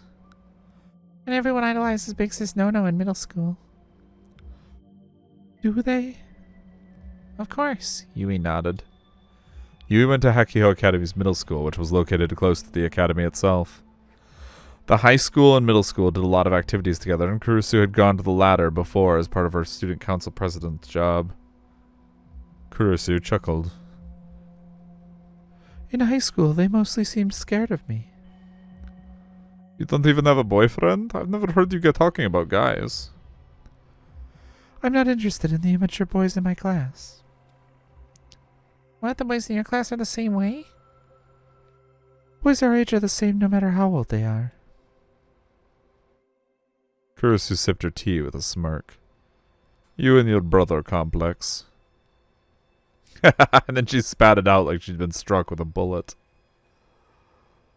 Big Sis No-No, are you okay? You give me a tissue. Okay. Kurusu coughed as she took the tissue from Yui, then wiped down the desk. Don't be weird. Her face was bright red as she yelled at Sakuma. "You care too much about Takeru. No other boys will go after you if you act like that." That's not true. I mean, they aren't, but... Kurusu waved her hand, annoyed. Anyway, he's... Big Sis No-No. Kurusu threw the tissue in the garbage can without answering. "What about you, Yuto? I remember Yui saying about something about the girl named Kono in your class." That's not true. I mean, it's true, but... Now it was Yuto's turn to turn red.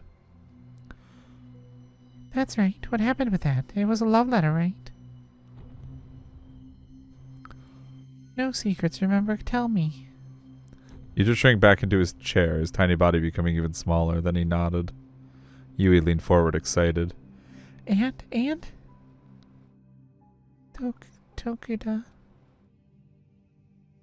Tokuda found out and... Yui's expression switched from jovial to serious. What, did he tease you? After a short pause, Yuto nodded. You need to speak up when somebody upsets you. If you get used to being bullied, it eventually messes you up. Yeah.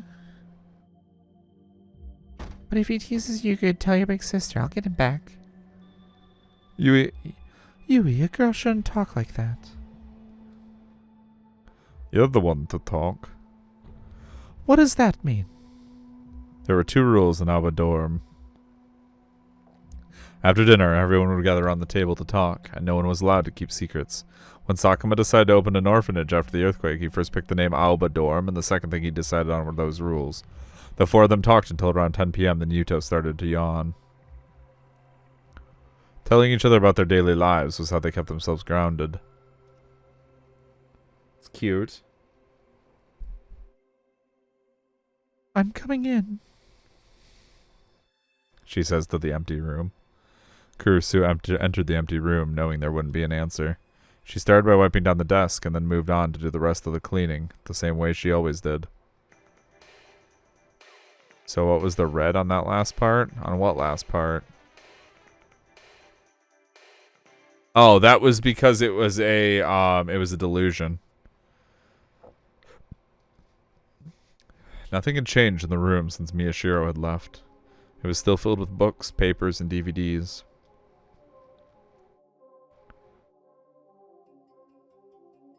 Yeah, the red delusions are always negative. Home was the place where Kurusu felt the most calm and relaxed. But what happened? Oh. A group, like a large group of people showed up at the school to kill them. It was incredibly long for how basic it was. It was where she could be herself and be with her family. Her favorite time of the day was after dinner. It wasn't that she was uncomfortable at Hakiho, but her personality was such that she always felt like she had to put her job first. And she liked the roles she had at home with her family more than she liked the roles she had in the outside world. As she cleaned the bookshelves, she saw a scrapbook. She'd seen it many times before, but she put it on the desk and started to flip through the pages. Takaru. The book was filled with information on urban legends and crimes that had taken place in Shibuya, and on the last page was a collection of magazine and newspaper articles. The magazine article was dated about 6 months ago, just before Miyashiro had left home. And the newspaper article was from 6 years ago. It was about the Shibuya earthquake. This was why Miyashiro had left home and gone to live at Miyashita Park. The dates match exactly with the dates of the murders 6 years ago. They may be set up to look like suicides, but they're every bit as weird as the old killings.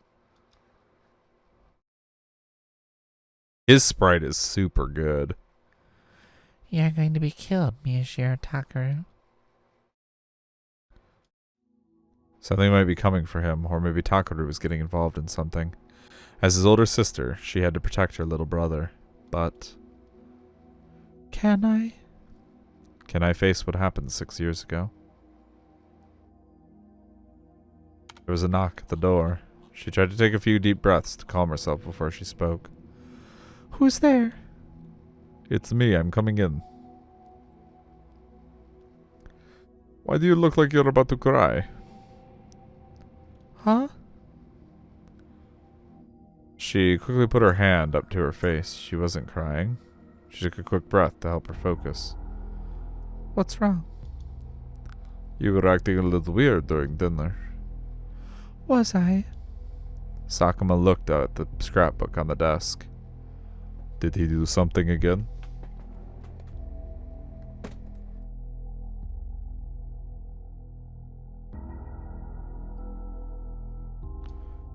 His voice was a father's. Kurusu put the scrapbook back on the shelf. Yeah, or no, I guess he hasn't yet, but he might soon. He hasn't changed a bit. After the cops took him into the Love Hotel, you tried to get him to stop, right? Kurusu nodded, remembering what had happened in the hallway that day. But it doesn't seem like he's going to stop. That's rare. He usually does what you tell him. That's because I didn't really... What? What's wrong? Sakuma sensed that something was wrong with Kurusu and sat down on the bed. He motioned for her to speak. Dad, how did he start opening up to me? I mean, the rest of the family? Hmm?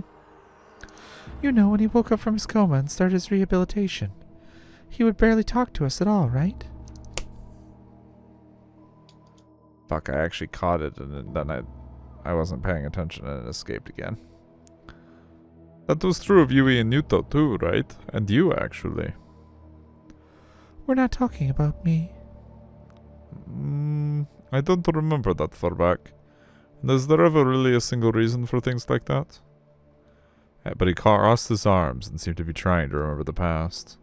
Soon. I don't know when he started opening up, but I do remember the first time he ate dinner with us. Oh. Kurusu realized that she remembered too. Even after he'd started his physical therapy and learned to walk again, for a while he'd kept eating dinner alone in his room. Sakuma had told him that everyone was supposed to meet and talk after dinner, but he'd use his poor health as an excuse to stay in his room. I remember that. What happened with that, actually? I think it was what you said. Huh? You remember how you helped with his physical therapy? You said he was a part of this family, so you would take care of him. Yeah. Miyashiro had refused, but she told him that there was no reason for him to be embarrassed now. She had been in charge of cleaning his catheter when he was in a coma, after all.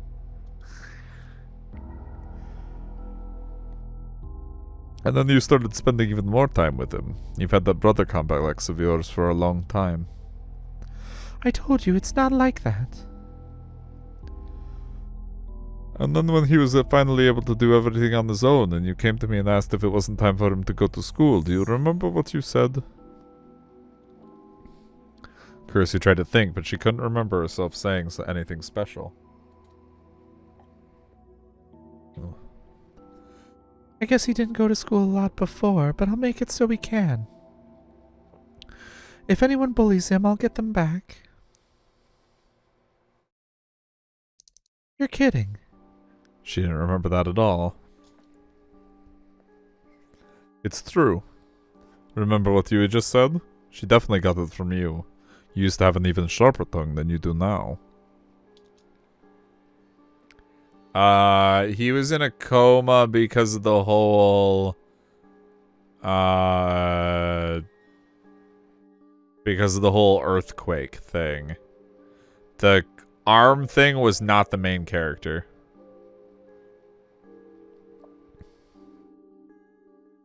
And he wasn't in the room, and but he heard you say that. And that was the day he started eating with us. Well, he still didn't go to school all that much, but even if he spent most of his time in the nurse's office, it was still thanks to you that he was able to graduate. As she listened to Sakuma's words, she could feel the terror that had been building inside her start to fade away. Instead, she felt a mixture of confidence, nostalgia, and joy. Did I say that? Big says no. What are you doing? What about you two? What are you doing? He was going to the bathroom, and then we heard you talking. I see. She smiled a little at Yuto's embarrassment. He couldn't go to the bathroom on his own at night. He'd always been shy and spent most of his time clinging to Yui, but the earthquake had given him mild scotophobia too. Hey, do you two want Takaru to come back?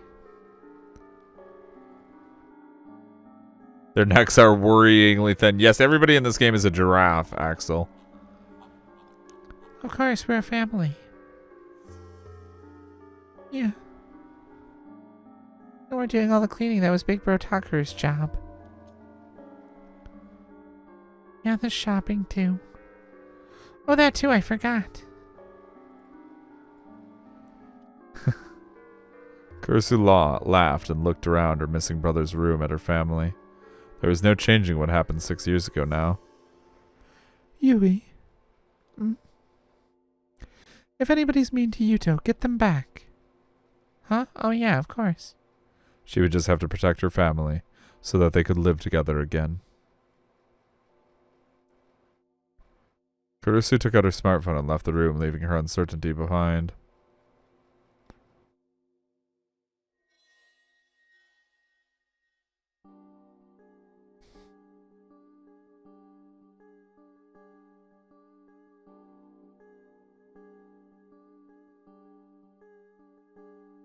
Are they gone? Why are you two sharing a bathroom stall? Why is her head low? What the fuck is going on here? Sarika was sitting with her legs crossed on the cold floor looking up at me. I put my ear up to the door and tried to see if there was anyone outside. It's safe. No one's there. Then let's give up and go home. My butt's starting to hurt.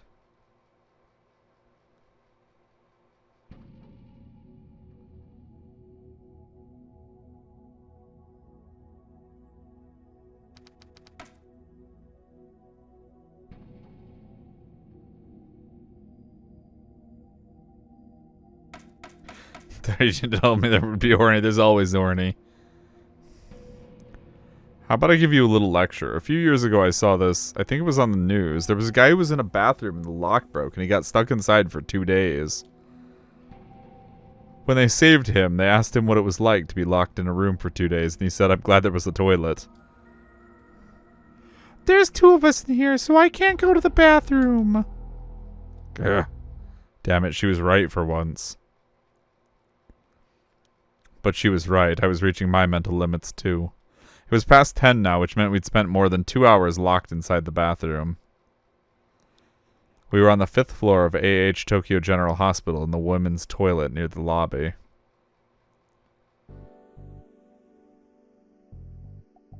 We learned in the club room this morning that the creator of the sumo stickers was here. Sarika and I had come to the hospital right after that. Each floor of the hospital had different sections, and each section had its own lobby, so we were able to go around to each floor and gather information by talking to the people here. Well, it was mostly Sarika doing the talking. And then we'd heard that there was someone in a private room in the back of the 5th floor who drew a lot of creepy pictures. I got excited. The person drawing the pictures might know something. But there was a problem. Namely, the ward they were staying in. There were 2 wards on the 5th floor. The first was the gastroenterological ward, straight down the hall from the lobby. But to get to the place where we wanted to go, you had to take a right from the lobby and go to the psych ward. To meet with patients in the psych ward, you needed permission from the patient in the hospital. If you weren't there to meet someone, you wouldn't even be allowed in. While we were sitting in the lobby, trying to come up with a plan, visiting hours for the psych ward ended. Then hours for the gastroenterological ward ended too, and we had no good excuse for being there any longer. And that's how we got where we are now. If I hadn't taken Sarika's advice and chosen to hide in the women's restroom where the stalls were inevitably in use more often, someone would have gotten suspicious of us a long time ago. No, maybe they already were suspicious. Damn it, I wanted to get some information before we left.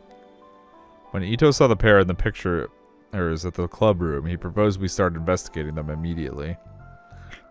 But I decided to temporarily leave that to him and visit the hospital. I didn't tell Ito where I was going, or why. If he knew I was putting a priority on verifying information on a homepage run by a crazy man with no services even given, he'd make fun of me. But I couldn't stop thinking about it. That's why I wanted to find something.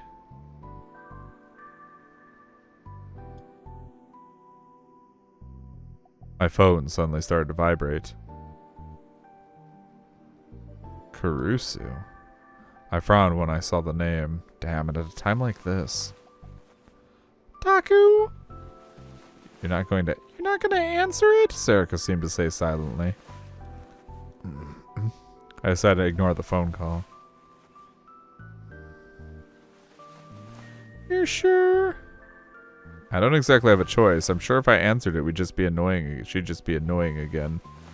Whatever it was, chances are it wasn't something I wanted to hear, and I couldn't exactly hold a conversation right now.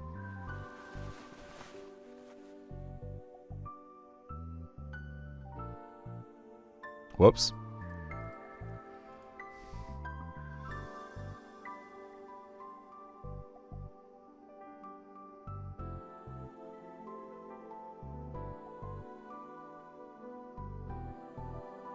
We're gonna start with the good delusion on this one, yeah. We're gonna start with the bad delusion, and then we're gonna do the good delusion. 2 hours, huh? I didn't know being quiet and doing nothing was so tiring. Sarika had her arms crossed over her knees. She looked upset. Was I imagining it, or had she really been fidgety over the last 10 minutes? It's weird. I never thought I'd be spending hours in a girl's bathroom stall with you at this age. At this age? Don't say that. Just hang in there a little longer. I can if you want.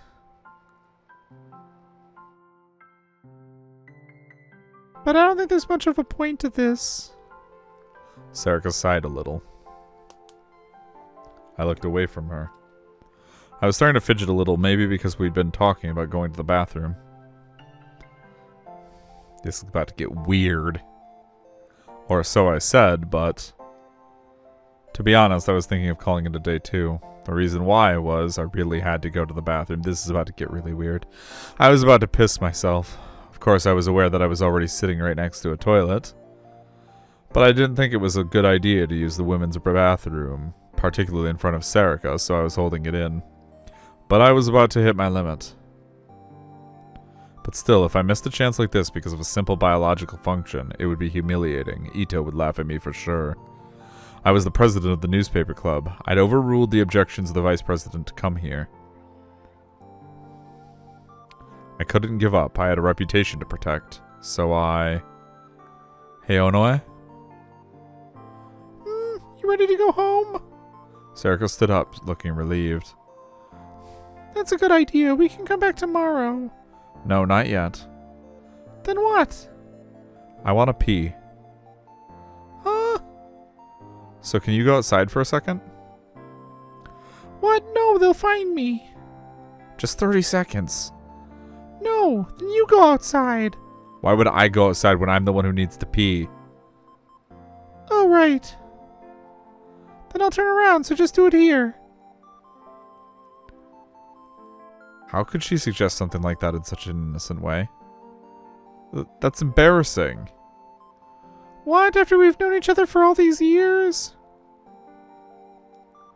Who is they? The people who run the hospital, presumably. Are you serious? I mean, wait, are you serious? I was so freaked out that I was repeating myself. It's fine, just do it quick. Serica grinned a little as she turned around. Evidently, she had no intention of leaving the stall. No way, there was no way this was happening. But to be honest, my bladder felt like it was about to explode. I couldn't last any longer. I didn't have a choice. Make sure you don't look over here. Make sure. Okay.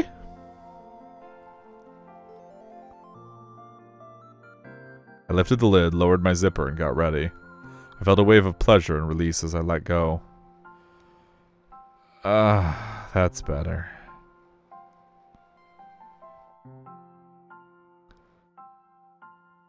The sound, though, was extremely embarrassing. I should have had Serica put her hands over her ears, but it was too late now. Asking her to do so at this point would just be more embarrassing. More embarrassing than the fact that she's watching you? And since I'd held it for so long, there was a lot that had to come out. It was taking long enough that it was actually starting to freak me out a little. Hi, Whiskey! Welcome to the What the Fuck Hour. Hurry up, come on, hurry up and finish.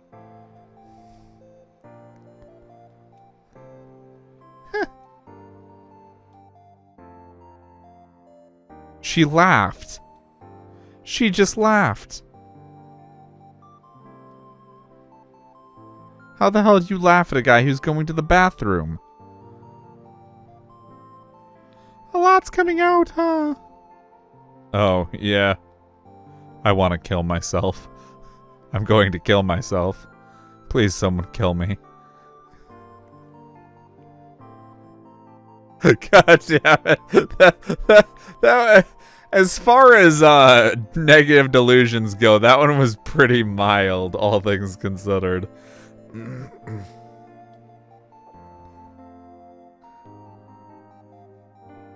I mean, it could have been worse. After he was like, wait, why did you laugh? She could have just been like, well, I happened to see it, so I couldn't help myself. Cause then he'd really have a reason to kill himself. Yes, you can choose which way the delusion goes. And I've generally been doing both ways just for, you know, for the sake of getting to see all the content.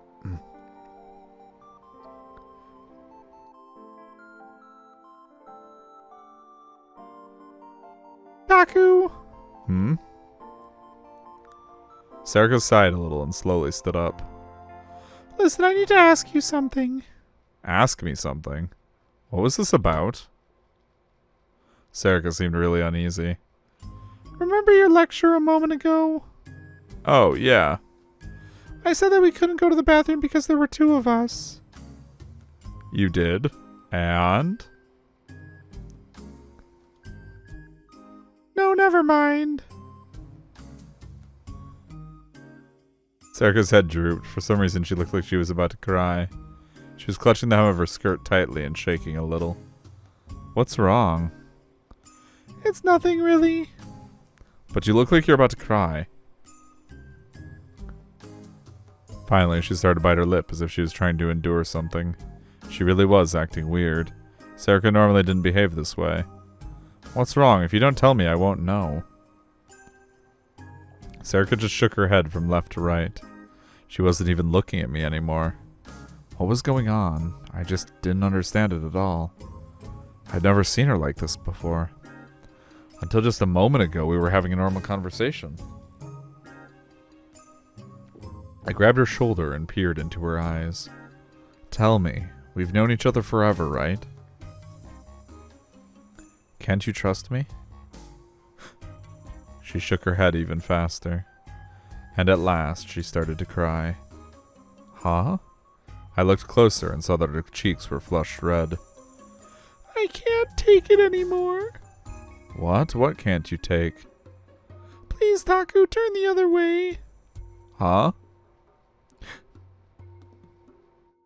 And then Serica's body shook violently just once. Until a moment ago, she'd seemed to be suffering, but now she looked relieved and relaxed. Oh no. What the heck? I suddenly looked down. She was still holding her skirt hem tightly. And there was a puddle at her feet.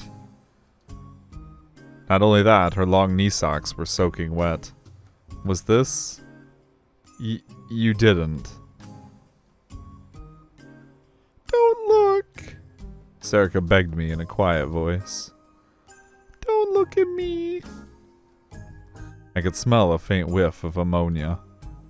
It was obvious now what had happened. Why didn't you say something? Why did you hold it in until this happened? Because I can't go to the bathroom when there's two of us here. I can't do it right in front of you, Taku.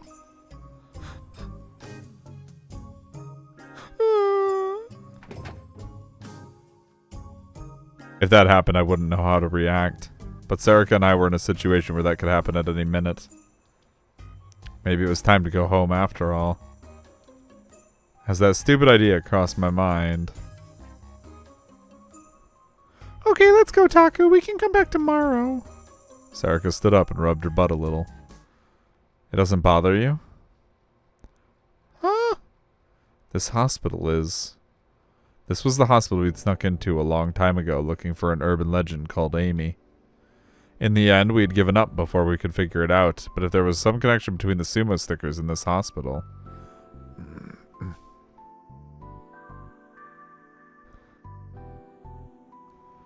Sure, it bothers me, but if we can find something, I'd like to.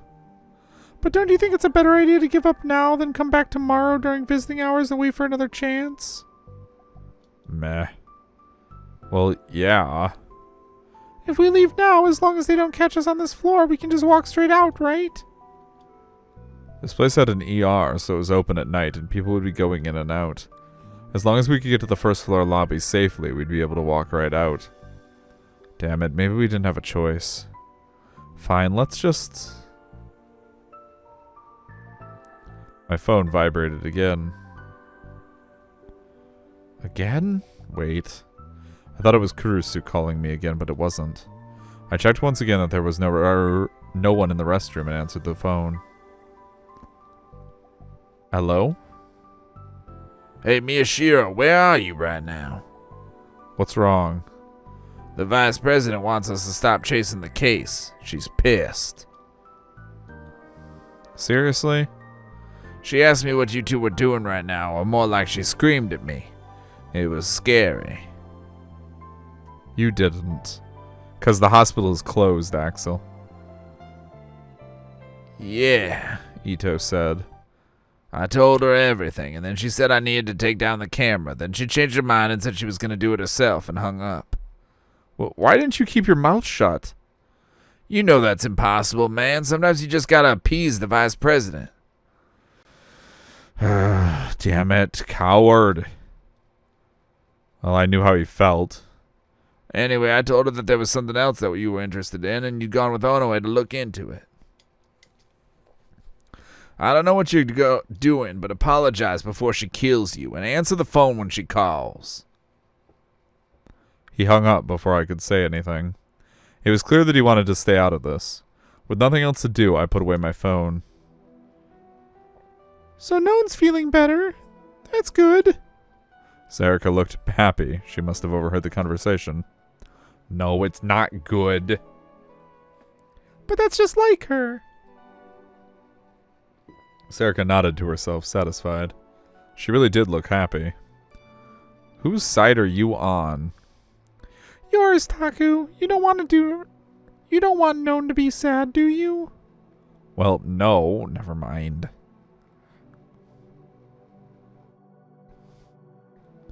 Taku, we're leaving? Just so we're clear, I'm not giving up. I just didn't feel like I was going to find out anything more by staying here. I'd just come back tomorrow during visiting hours and dodge Kurusu somehow. Okay. There was no one around. The nurse at the nurse's station was staring at her PC. If we crouched down, she couldn't see us. I motioned to Serica and we quietly left the bathroom and started for the lobby. We made it across and arrived in front of the elevator.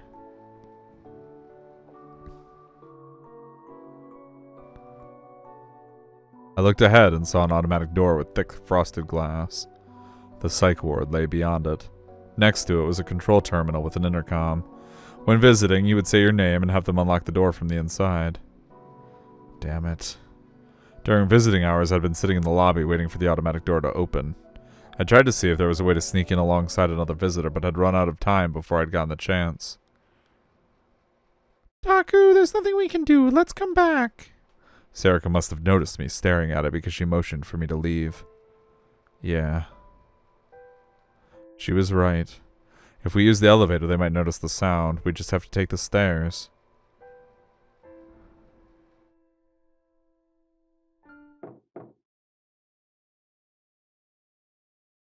Taku!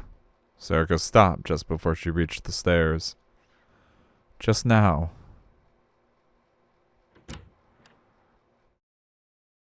Huh? I heard a beeping noise coming from the automatic door. Someone was coming out?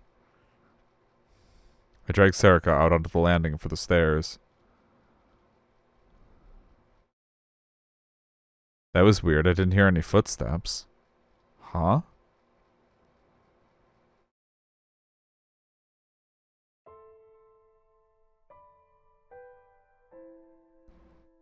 What? No way! I took a look around the corner and saw that the door was open. Why? It was definitely open and there was no sign that anyone had come out. I could see deeper into the ward now that the frosted glass was out of the way. The hallway was dark and it was long past lights out. Why? Why had it opened? Was it set to open automatically from the inside and someone had walked close enough to trip the sensor? I hadn't seen anyone pass by.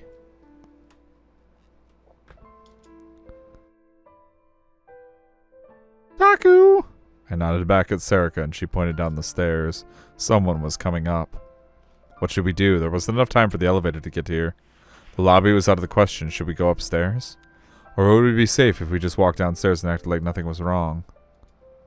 The dark hallway seemed to be beckoning to me. There were no guards or nurses around it. Taku! Taku, you aren't any different from anyone else. You're just a teenage boy. I grabbed Serica's hand and ran straight for the open door. I don't know what's going on, but this is our chance. Let's go. Serica was behind me, so I couldn't tell if she nodded or not. I ran faster so I wouldn't have to hear my heart pounding, and a moment later, we were inside the psych ward.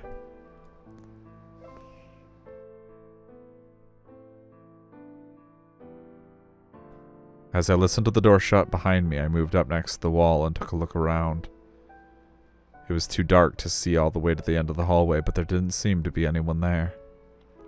The green light of the emergency exit reflected off the door, bathing us in dim light. Taku, your hand! I realized that I was still holding Serica's hand. I quickly let go and she turned her hand toward the wall. Look! Oh. She was pointing at a simple map of the ward.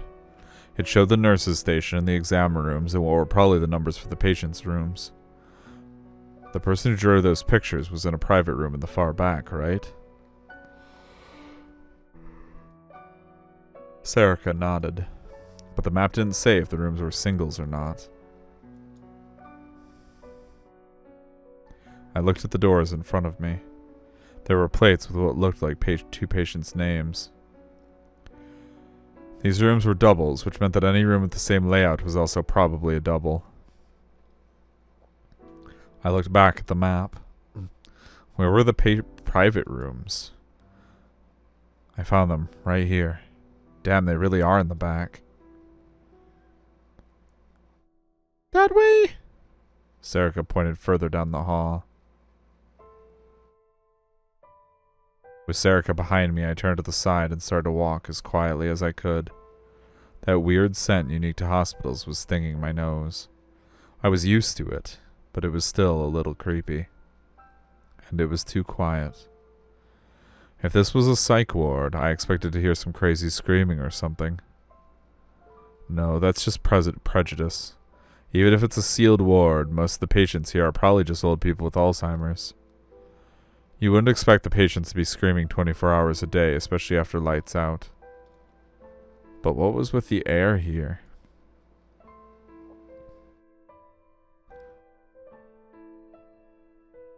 No, it didn't matter. It was just another dim hallway. I wasn't going to the scene of a crime this time. Oh, and then I realized. Come to think of it, when I'd gone inside the Love Hotel, I'd first tried to get past the door, then almost given up. I turned around and saw the empty hallway stretching out before me, past a confused Serica.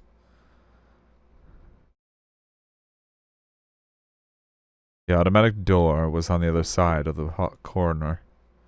The door opened on its own then, too. That's right, the door to the hotel had opened on its own, just like the automatic door here. The police had told me I'd been mistaken, but maybe it was really... Taku, what's wrong? Nothing. I realized that I'd stopped moving. Crap, was that a nurse? This way!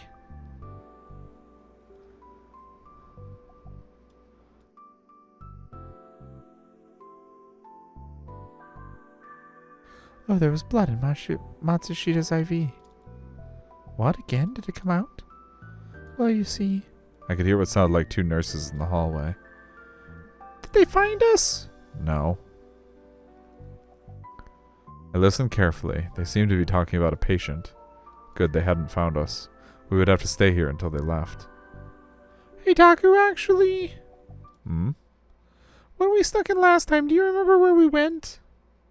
I took my ear off the door. Of course I remember. No, actually I don't remember where exactly.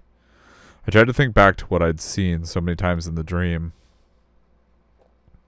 It was 8 or 9 years ago now. About that long ago I was still in elementary school. Ah, fuck. But I don't think it was the psych ward. I couldn't remember how we got in exactly, but I didn't remember sneaking through the automatic door. And...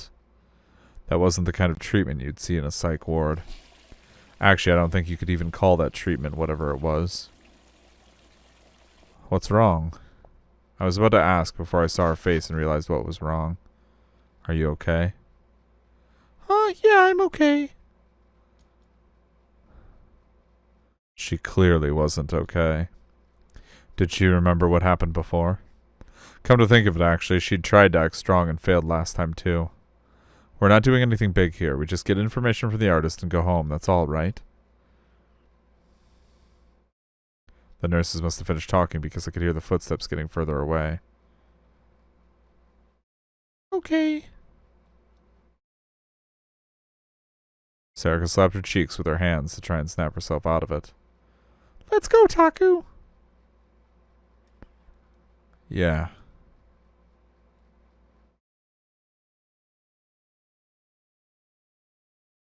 When we got to the room, the dim light of the emergency exit lamp was shining down on it. Here? I nodded. This was probably the place. It was a private room in the back, and there were no nameplates on those other private rooms we'd passed. I'm opening the door. There was no time to hesitate. We could run into a nurse at any moment. I looked to the left and right and checked that there was no one there before opening the door. It was a dark room with no lights. There was enough light to see my hands, but not my feet.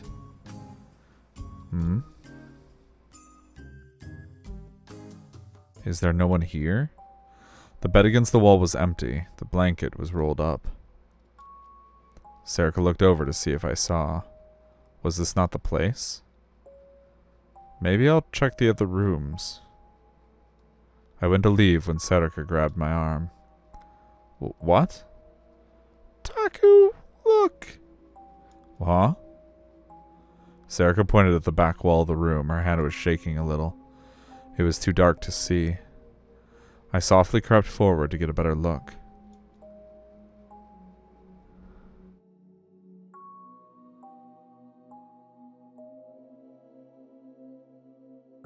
What is this? The whole wall. The whole wall was covered with drawings of the sumo sticker and what looked like red paint. I feel sick. Sarika grabbed onto my arm. The warmth reminded me that I wasn't alone. That made me feel just a little better. If I'd seen this alone, I might have screamed and gone crazy. What's the smell? I noticed that there was an unpleasant scent coming from the red paint on the wall. Kind of like iron. I took another step forward, and then I realized. Ugh! I put my hand in front of my mouth to stifle a scream, and then another hand in front of Sarika's mouth to stop her from screaming too. What's wrong? Sarika ripped my hand away from her mouth and clung to me tighter. This isn't paint. Huh? It's blood. This strange smell like rust was the same thing I'd smelled at the Love Hotel during the revolving dead incident. Who had drawn these? Who would draw something like this, and in blood? I imagined someone locked in a dim room, endlessly drawing paintings in blood on a blank wall, and a shiver went down my spine. I got goosebumps all over my body. This place is dangerous. There was something very wrong with this room. Taku, what are you doing? Huh? I suddenly realized I was holding a smartphone in my quavering hand. And without even realizing it, I'd pushed the record button and started filming the drawings on the wall. No, this isn't the time for this. Well, let's go, okay? Sarika tried to drag me back. Yeah, but my body wouldn't move. I knew it was dangerous to stay here, but I couldn't move. Sarika was saying something behind me, but while I could hear the sounds, I couldn't understand what they meant. And then...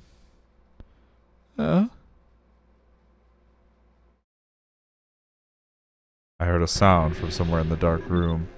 It was the sound of someone scratching something. I gulped, and my body froze up even more. Taku! I heard a sound somewhere. Who's there? Someone was in here with us. Someone was in this room. In the darkness, I could hear the sound of something hard being scratched again. but the sound bounced off the walls of the square room and I couldn't tell where it was coming from. I desperately searched around the room, eyes cloudy with terror.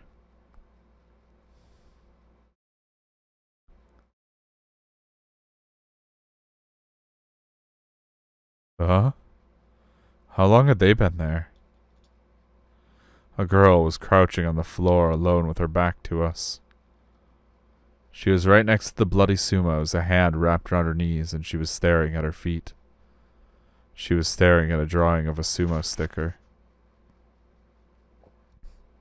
It was too dark to tell for sure, but I thought I saw something dripping off her finger. That was blood. She'd cut her finger to draw that. She was drawing those pictures. I couldn't speak. My throat wouldn't work. I had questions to ask her. Who are you? Did you draw all the stickers all over town? Why are you drawing those? But I just couldn't speak. The strange sight before me filled me with an indescribable terror. I was overcome by the idea that if I talked to her now, if she turned around, she would transform into something else and attack me. Taku! Huh? I heard my name and turned toward Serika. Her hand was clutching my arm tightly. What's wrong? Onoe? Why did you sound so scared? Why? Can't you see? Shaking, I pointed at the girl on the floor. But... Huh? There was no one there. I was standing in the middle of a hospital room, shaking and staring at the drawings of the sumo sticker design on the wall. My hand had numbly lowered, and my smartphone was recording only my crotch. Are you okay? Serika looked at me worried. What happened to that girl? Girl, what are you talking about? She was just there, right? But there was no one in the direction I was pointing. Just eerie pictures in an empty room. Oh no, don't scare me like that. Then that was just a delusion?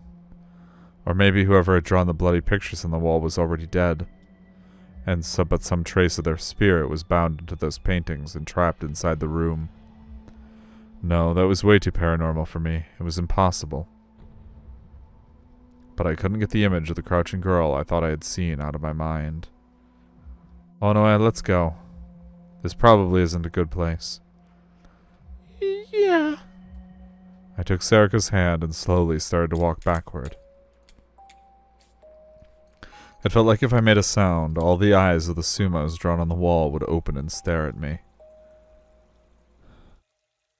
We made it back to the door and jumped out into the hallway. That was scary. Come here, you can do that later. Call the doctor too, something might have happened. I could hear frantic voices down the hallway. Oh no. The hospital staff must have heard my scream. They probably thought something had happened to a patient. They were going to find us. Huh? Did I just hear a sound from the emergency exit? Taku, here, it's open! Serika jumped onto the door. Huh? Hurry! Yeah.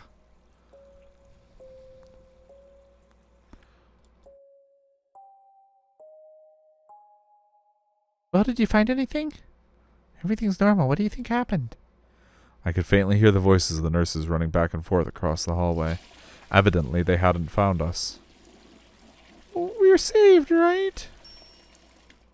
I could hear Serika take a sigh of relief in the darkness. Yeah. I used the light from my phone to look around. We were on the landing of a staircase. These were probably the emergency stairs. We can probably get down from here. Serika looked down, illuminating the stairs with her own phone. Don't use it on drugs? Wow. Way to take away my only use for money.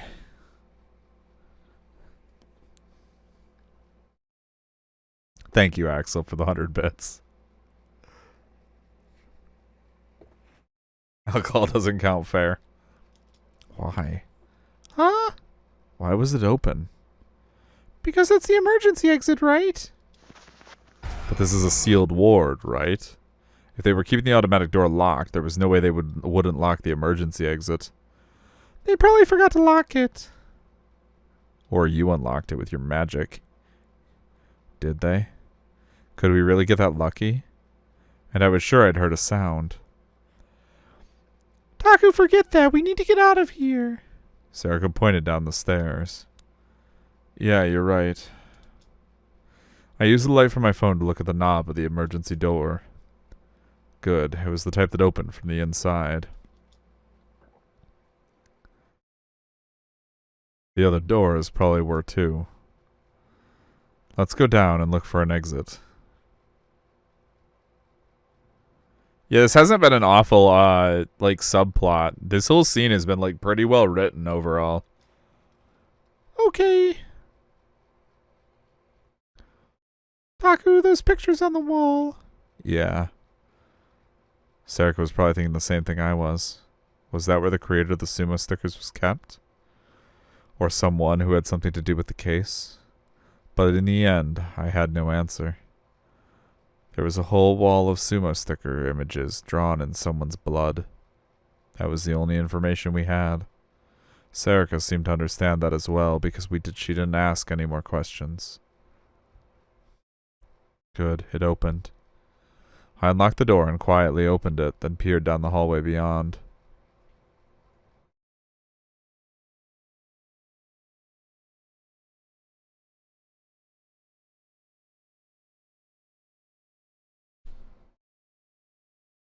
I ducked without even thinking. I placed my hand on the open door to support myself and then quickly yanked my body back inside toward the stairs. Why? What were those two doing here?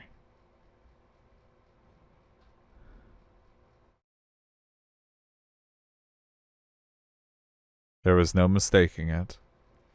Those were the two that Ito had noticed in the club room this morning. Sarika stuck her head out just a little and saw them too.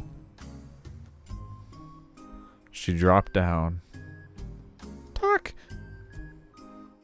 I put my hand over her mouth before she could finish. I know, so don't make any noise.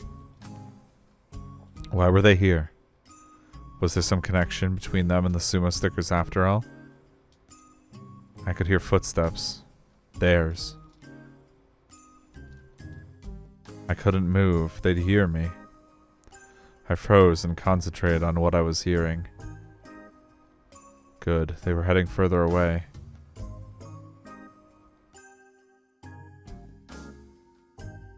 Shit. Oh. That's extra bad. Oh no. Not good, not good. This is not good. They were getting closer. Who were those two? What were they doing here? This is bad. Maybe. Maybe the killers behind this case are. There's a chance that something really bad could happen. Taku! They're going to kill us? For a moment I felt incredibly cold, like my whole body had gotten smaller. The hand I was holding against the door was slippery with sweat. My heart was pounding loudly and it hurt to breathe. No, no. Suddenly my frozen body was yanked upward. I stumbled and tripped, then was yanked up again. This way? Just as Sarika kicked open some kind of door and dragged me through, I saw them pick up my phone. Yeah, maybe you should have picked up your fucking phone when you dropped it. We're okay now, right? Let's rest a little. I collapsed right onto the ground. I wanted to catch my breath, but it wasn't working. My legs were shaking from exhaustion and my hands were shaking from the still lingering terror. It's okay. They aren't following us, I think. It was all I could do to muster a feeble nod. I had no idea why, but my hands shaking made me feel really mad. I slammed them into the asphalt. Damn it. How? What were they doing there? And now they had my smartphone with all its data? I think they have something to do with the sumo Snickers. You think so? Yeah. It couldn't be a coincidence. Hey, I got a call. Sheen? Hello? It's on away. What's wrong? Yeah.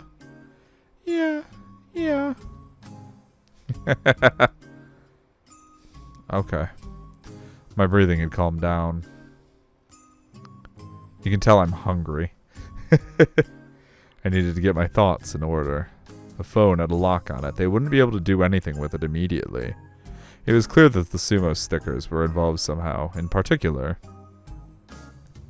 that wall filled with sumo stickers where nothing's happened yet bothers me.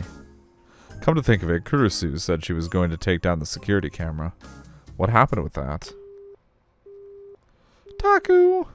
Sarika turned around, moving very slowly. What's wrong? What did that expression mean? Sarika looked away from me for a moment and then back, as if afraid of something painful. No one was stabbed. What?